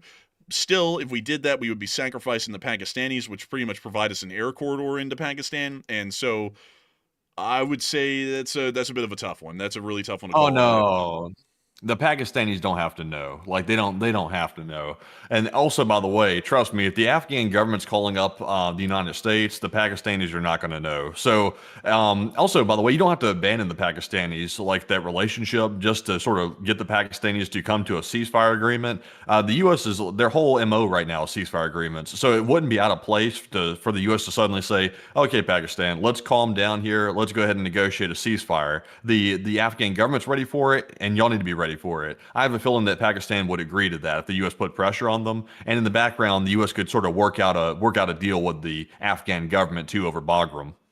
That's a possibility, but also the Pakistanis might get greatly offended if we ever negotiate any deal with the Taliban at this point, and that could lead them to walk off. Like I don't really know how sensitive they are about the Taliban, and that's what I'm trying to factor in by saying, I don't know, we might lose the Pakistanis entirely making a move like that, and that is possible, because they could end up going, any deal you make with the Taliban, we're telling you to get lost. And then at that point, we have to choose the Taliban or them. And that's a bridge we'd have to cross when we get there. And we might not even want to approach that because that might be so offensive to the Pakistanis in the first place. They might sever the relationship right then and there. And then we don't get the Taliban, and we also don't get Pakistan. I got to be honest with y'all, folks. This is a really weird sort of a world to live in when we're talking about the U.S. possibly courting any sort of relationship with the Taliban. Isn't that a little bit weird? Like, we're actually seriously talking about that to just peacefully show up at Bagram again? That's a little wild when you think about it. But anyways, with that, we are on to the next one. And our next question here goes to AF Kaplan, who said, in regards to the Pakistan and Afghan situation, is there a possibility that the Taliban could get a hold of one of Pakistan's nuclear weapons? highly unlikely. Most of Pakistan's nuclear weapons are actually stored in the eastern side of the country, closer towards India. So it would be very unlikely that Afghanistan would ever get a hold of a Pakistani nuclear weapon. So with that, I hope that has addressed it the best I can, and we are on to the next one. And this one goes to Robert Planting, who said, would the Tomahawk be able to reach the buildup at Estonia from Ukraine? Oh, yes, absolutely. Definitely, without a doubt. That is 700 miles or so. That's light work for a Tomahawk. So I hope that does address that well. And also, I just came up with an idea, Matthew. I just came up with an idea. Close to yours, close to mine. Does it a good deal. Do you know how the president just said we're going to try and go in and stop this whole fight that's going on right now? Right. What if we said we will be the guarantor of the ceasefire by putting U.S. forces in Bagram to maintain the ceasefire? That sounds like a good idea, but Bagram's location is not necessarily near the border with Pakistan. Is I think it's toward the northern part of the country. Oh no, it's just right here. It's right here. Like the border is at the closest 67 miles away. And on top of that, as far as an air force or an air power is concerned, we're just air power projecting into that area. So the air base relatively doesn't matter location wise, but we could use that as an excuse to go back to Bagram and say we'll be the guarantor of the ceasefire and the peace that will exist between the Taliban and Pakistan, but we have to be at Bagram to be able to do that. And we could use that as the slip-in to be able to get back to Bagram. Yeah, actually, that seems like it could be a good idea. Actually, now that you showed the location of it close to the border, that would be plausible. I guess it comes down to basically how good is the Chinese relationship with the Taliban? Because I'm a strong believer that China's already got some type of presence at Bagram. That's just my personal hunch. I don't sadly have any proof of that, but that's my hunch. It seems to be sort of odd that China wouldn't have a presence there, and obviously the Taliban are friendlier with China than they are the United States by far. So it would depend on how strong that relationship is and how desperate that the Afghan government is to actually push the Pakistanis back and stop the situation. I think the Afghanis would have to be pretty damn desperate to actually agree to that, because it seems like the Taliban are extremely opposed to the U.S. going back to Bagram and extremely opposed to any U.S. presence inside their country. So I don't know. It might be a tough one. Yeah, that might be a tough one. That will probably be a really tough sell to make. But at least it is a plausible explanation for us trying to slip back into Bagram. At least it isn't anything like, oh, we're going to defend someone here or there. At least we would be able to make it sound like we're just trying to be the guarantor of a peace that would exist in that area. Yeah, that's true. That's true. And also, you got to remember as well that you still got the Pakistan-India thing going on too. Honestly, I'm just not sure if Bagram's worth it. Like, I'm just really not sure if it is worth it. Even if you could negotiate something, it's like, do we want to go through all that trouble of stationing troops at Bagram and then trying to defend that place? It's been taken over by the Taliban for years now. So I just don't see the worth in it, honestly. I just don't see it. Honestly, I really don't either. And I saw Hoodoo Texas putting all caps earlier. He said, forget Bagram. Honestly, I would agree. I think Bagram's lost. We just got to chalk that up to what it was at this point. There really is no way of getting it back. It would be great to have it back, but there's really no way to get it back realistically and then hold it. So I would agree with you. I think we ought to just largely forget about that and just leave it alone. And also, we're now getting involved in trying to broker a ceasefire between the two sides, and I don't really know why. Because I just got to say this, folks. Like, no, I'm not trying to get political here, but I just don't really understand this philosophy. In that we're currently saying that we're going to focus entirely on home defense and start stripping everything bare around the world to skeletal crews, so that way we can focus on quote unquote home defense. But every time anyone shoots at someone anywhere in the world, we immediately go running over there and get into the middle of it and try and broker some ceasefire or something along that line. Every single time. And it's like, what is our real approach here? Are we the world police, and are we going around trying to broker ceasefires across the whole planet, or are we not, and we're trying to focus on home defense, which means we shouldn't be getting involved in this in any way, shape, or form, even trying to broker a ceasefire? What are we really trying to do? Like, because I feel like those two things are contradictory to each other, and I don't just feel that way, they are contradictory to each other. So why in the world do we keep doing that when we're saying that we're supposed to be focusing, at least the government is saying, that we're supposed to be focusing entirely on home defense at this point? I just feel like, I'll be honest with y'all, I feel like this is like some sort of like weird halfway house in between what was originally supposed to be achieved and what the reality is. And the reality is that we have to be the world police. So why in the world just not lean into that like we always have and benefit from it like we always have as well for the past 80 years? That seems to make a lot more sense to me than trying to pretend like we're focusing on home defense while also still being the world police. But anyways, with that, we are on to the next one. And our next one here goes to Robert Krogan. He said, with Russia threatening nukes to Belarus, would we consider a few nuclear tomahawks to give to Ukraine? Oh, absolutely not. That would be really dangerous escalation-wise, because then every time a tomahawk's fired into Russia, Russia has to make the split-second decision, is it nuclear armed or not? And they're most likely going to lean towards the assumption it is definitely nuclear armed. So I would say that's a bad idea for escalation reasons. We're pretty much guaranteeing some sort of a nuclear war at that point if we gave Ukraine some. But with that, I hope that is addressed it the best I can, at least in my opinion. And with that, we are on to the next one. And our next one goes to Haley Vaught, who said, how do y'all think the stock market will look tomorrow? The price of gold and Bitcoin are soaring right now, and a lot of our stocks in the NASDAQ and the Dow are tech-related and rare mineral-related. Honestly, I've been trying to follow that. It looked like the futures this evening were looking somewhat positive, despite all the fears in the market about the China tariff situation. It looked like it was looking somewhat positive, but these days, it's like the stock market operates like a cryptocurrency. The stock market used to be more stable than it is right now, but now it's becoming so volatile on a daily basis, mainly due to political decisions being made, that it's becoming risky to even like go with normal, like simple stocks like blue chips and things like that. So I don't know. Like, it's hard to predict anything with that. That's why you got to be very careful investing these days, especially in things like individual stocks, because it's very sketchy in my personal opinion. But Enforcer, what say you? I would generally have to agree with Enforcer Matt on that. And on top of that, I'm not really that well versed on the economics side of things with stocks. That side of economics, I really don't have a large knowledge on that, to be entirely honest with you all. So with that, we are on to the next one. And this one goes to Tanner, who said, how is a Tomahawk missile transported across the ocean deep into Ukraine? Oh, it's just loaded on a ship in a crate, and then we just ship it on over there. Or we can fly them over. We can also do that. We can just load them in the back of a C-17 or a C5 inside of a crate and just ship them on over. Let me show you what a Tomahawk transport box, let's see, it looks like. Let's see here. Let me take this off screen just to make sure that we're showing the right thing. Let's see, Tomahawk missile box. Let me see if that will pull it up. Let's see here. We've got to find the shipping container. There's shipping containers for these. Where are they? Where are they?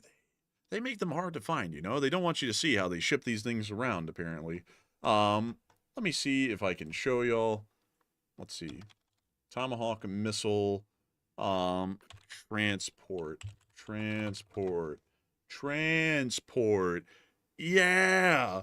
Yeah, okay, so we're getting a little bit closer. We're getting a little, actually, we're still far away. They're carried around, though, in little, well, they're not little. They're large ammunition crates, and you can just load those on a plane or a ship and just ship them right over. So that would be the basic answer to that. Unfortunately, I can't find you a picture to show that, however. But anyways, with that, we are on to the next one.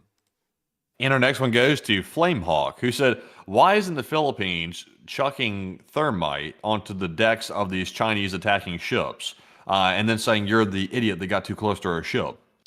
Generally, the Chinese would probably shoot them for that.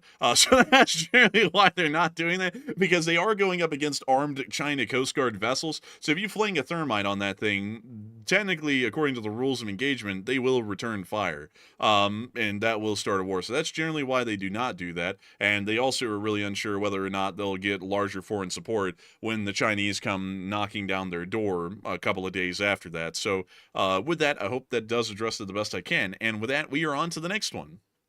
And this one goes to Hokey Redneck, and he said, our current has talked about bringing back our 4 Iowa class converted to nuclear power and replacing one of the turrets with a 96 bank of SMs. And what do you think? That is a really goofy idea. Like, I don't even have to, like, that's not even getting political or anything, no offense, but that is a really stupid idea. Battleships are entirely obsolete by every measure. They were pretty much obsolete by, well, they were almost completely obsolete by the time of the Gulf War. Battleships were cool and had a point in a prior era, but they do not have any real point of existing now. An Iowa-class battleship, let's see here, let me go. Here we are. An Iowa-class battleship is a very antiquated sort of a weapon system. The main point of a battleship, when we look at its design philosophy, was to have a thick armor belt, which is very heavy, and therefore meaning that it takes a lot of energy to move this ship around. It also revolved around its main guns, which are also incredibly heavy. 1, the turrets, 2, the guns, and the citadels that are underneath the decks that you don't ever see, but they're a huge part of the turrets themselves. So it's incredibly heavy. There's not really a lot of space inside of this thing because of that fact.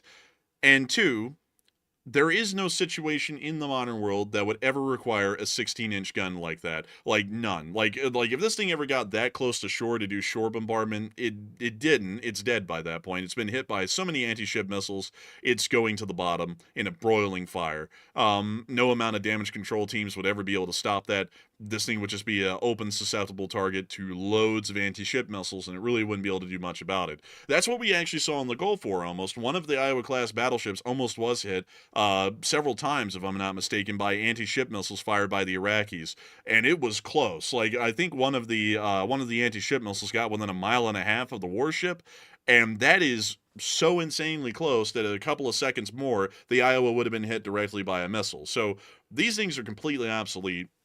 And also on top of that, another thing that is absolutely asinine is replacing a turret with a vertical launch cell system. One, it would have to be custom made because it would have to fit within, I guess, one of the citadels. If we remove a turret off of this thing, we're completely throwing off the trim, which is how the ship sits in the water. Because these turrets are insanely heavy, and these ships are balanced to be able to have trims, so that way they're not front heavy or back heavy near to the stern or the bow. If you took one of these turrets off at the back or the front, this thing is either going to start tilting really far back towards the stern or have a stern offset or a bow offset, which would end up creating very bad issues because it would be unstable in heavy sea states, which could lead to it capsizing and losing all hands because it would probably sink that quickly.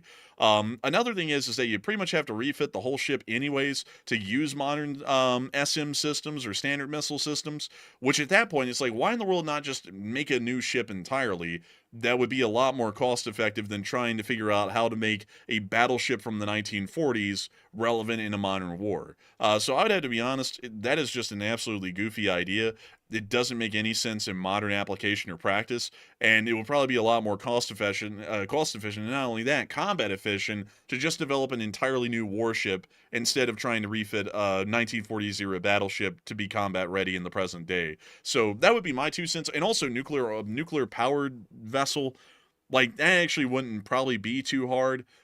But also you would have to figure out how to fit a nuclear reactor into the machinery spaces that were designed for were designed for marine engines that burn bunker sea oil. So you also had to figure that out as well. And so the whole thing is jank, honestly. It's the jankest idea I've ever heard. This is like the ghetto ship at that point, the way this thing would actually end up turning out. It would be like a Frankenstein zombie weirdo freak amalgamation sort of a thing. It would be terrible in every way. So I would generally say not a good idea. Like, not just going out my way to like bash the idea, but it's unabashedly a terrible idea in every single way. And there's a million different points that you can bring up for that. But anyways, with that, hope that has addressed that somewhat well, at least in my opinion. And with that, we are on to the next one. All right, and our next question goes to Steve O. He said, with Russia going into phase 0, is there a chance that the explosion in Tennessee was possibly some sort of sabotage? It's possible, but at the same time, there are always accidents that do happen from time to time, and it could have been some form of an accident. That's why generally I'm just waiting for the results of an investigation to come out on that explosion to see what they say the cause of it was, because it may have been a myriad of things. But I hope that does address that the best I can, and with that, we are on to the next one. And this one goes to Jose Cabrera. He said, with so many U.S. companies bankrupted because of China's bad trade behavior, isn't China behaving badly in respect to the United States? And some people have helped China way too much. To some degree, the answer is yes, but to the other degree, at least recently, we can also say that the United States hasn't necessarily helped with that, with the implementation of the massive tariffs, which have also wreaked havoc here in the domestic economy, and also for international global conglomerates and corporations that do business but heavily rely on a production base in China.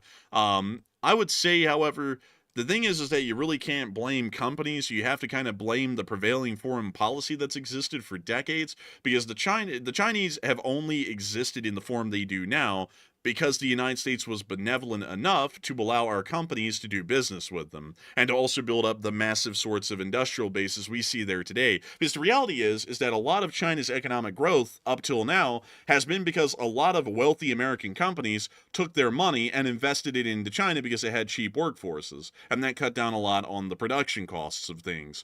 And so that really is more so the fault, is that the U.S. government allowed our companies to do business over there, because you really can't blame a corporation when their natural existence is always at the benefit of the shareholders, and then they pursued a open option to move their company to China to lower the production costs to become more economically viable, not only in the American market, but in the global markets for their products. You really can't blame a company for that. You really have to blame the foreign policy that allowed for such a thing to happen. That's what I'd really say. But I hope that does address that well, at least in my opinion. And with that, we are on to the next one. Also, by the way, big shout to Hokey Redneck and Snow White for putting in a $50 donation each to the fundraiser. We are super close to 3,000 being raised right now, so very good to see that. And also, our next live chat question right here is actually, let's see here. Hokey Redneck made a request. He said, Google the Radford Arsenal explosion. Let's see, the Radford Arsenal. I've heard of that before, like faintly. Arsenal. And there we are. It's a search result. Let's go take a look at this. On March 3rd of 2025 at 12:30 in the morning, there were no injuries. But let's see. It was a fairly significant explosion, actually. They don't have any pictures of the damage, however, which is quite interesting to say the least. But I still thank you for sharing that. And also letting us know about that a little bit. But it doesn't really appear that there's a lot of information publicly available online over that. But still, with that, folks, I've actually just been told that we only have 2 live chat questions left. And so with that, we are on to the second to last question of the night. And this one goes to Robert Rhodes, who said, what is the status of the Zaporizhzhia nuclear power plant? And if it melted down or exploded, how large would the affected area be? It's still in critical condition right now. We do not understand the situation is really changing that much. So at this point, we're waiting for the inevitable to happen, which is that the generators will most likely shut off. However, we do not know what the radiation fallout and damage is going to look like once that happens. We generally are not expecting it to be a Chernobyl-like explosion, as this meltdown is going to be a lot more controlled and less explosive than the one seen at Chernobyl or the Fukushima Daiichi power plants, which were fully operational at the times of their meltdowns. This power plant is in an inert state, and so while there will be meltdowns, they most likely will not be as devastating as Chernobyl or Fukushima. So the radioactive fallout will most likely be limited to the surrounding area around Enerhadar, and really will not be carried far by the prevailing winds, at least from what we assume. So while it will be a significant radiological disaster, it will not be a major one like Chernobyl or Fukushima from what we're expecting. But the situation is not good down there from what we've heard. And so with that, I hope that does address that the best that we can. And with that, we are on to the final question of the night. And so who was the lucky last person who threw in the lucky last question of the night? And that viewer is Spike Johnson. And he said, I can't help but wonder if the Russian people knew the truth of the war, if they would continue to support Putin or try to remove him from power. I have a feeling they probably would still support them, because the Russians are, I'm actually starting to think at this point, the Russians have to be brainwashed pretty heavily, because it doesn't really take propaganda to hide the fact that the graveyards are growing rapidly of war dead from Ukraine. And even if a lot of those dead are not even returning home, just the ones that do and get buried ought to be telling people that this is not going too well, especially if they have that many new graveyards being expanded inside of their own hometowns from their own dead from that one town. It wouldn't really take a lot for them to know how bad this thing is really going. And it also wouldn't take them that much to know how bad it's really going, because if they look at the economic window, which they all have to see quite clearly at this point, with the Russian government stopping the subsidization of gas today, that's clearly showing the Russian government is just about flat out of money. So I would actually believe that they just support the Russians because the propaganda is either quite strong or they just don't really care, one or the other. So that would be my 2 cents on it. But still, A big thanks to all of y'all so much for watching tonight, and also a big thanks to y'all for another successful FU, like his Enforcer Matt said in the chat. It was another big fundraiser, though. That's actually what Enforcer Matt was trying to say, and I gotta say a massive thanks to all of y'all so much once again for watching tonight. We actually reached a peak viewership of 15.2 thousand people tonight, and 95,000 people have watched this stream before it rounded out here in the past actually almost 3 hours nearly. I've got to thank you all so much once again, and on top of that, for raising $2,933 for RASM for Ukraine. A humongous thanks to all of y'all so much once again for always watching this channel and always picking it to be your primary source of news. We've got to say we're always honored to have you all here, and we hope to see you all tomorrow for a short war video if we have enough news to make one, and if we do, Enforcer Matt will be the one making that video, and if we do not have enough news for a short war video tomorrow, you will see us all on Tuesday on the short war video that I'll be making, or the nightly news at 10 p.m. Eastern Time. And so with that, we will see you all on one of those 3 dates. And so with that, good night, good luck, take care, stay safe, Slava Ukraini, Haram Slava, long live the Least Spring Army, and long live the Republic. And with that, folks, thank you all once again for joining us again tonight. We had 95,000 people here by the very end of it, and we're glad to have every single one of you here with us. And also, a big shout out for another successful Razom for Ukraine fundraiser tonight, and once again, helping those in Ukraine. So we do appreciate that, and we will see you tomorrow on the short war video midday if there is enough news to cover, and on the next stream on Tuesday night at 10 p.m. Eastern. So once again, a huge shout out everybody for joining us once again, and of course, Slava Ukraine, Hiram Slava, get some rest, and good night.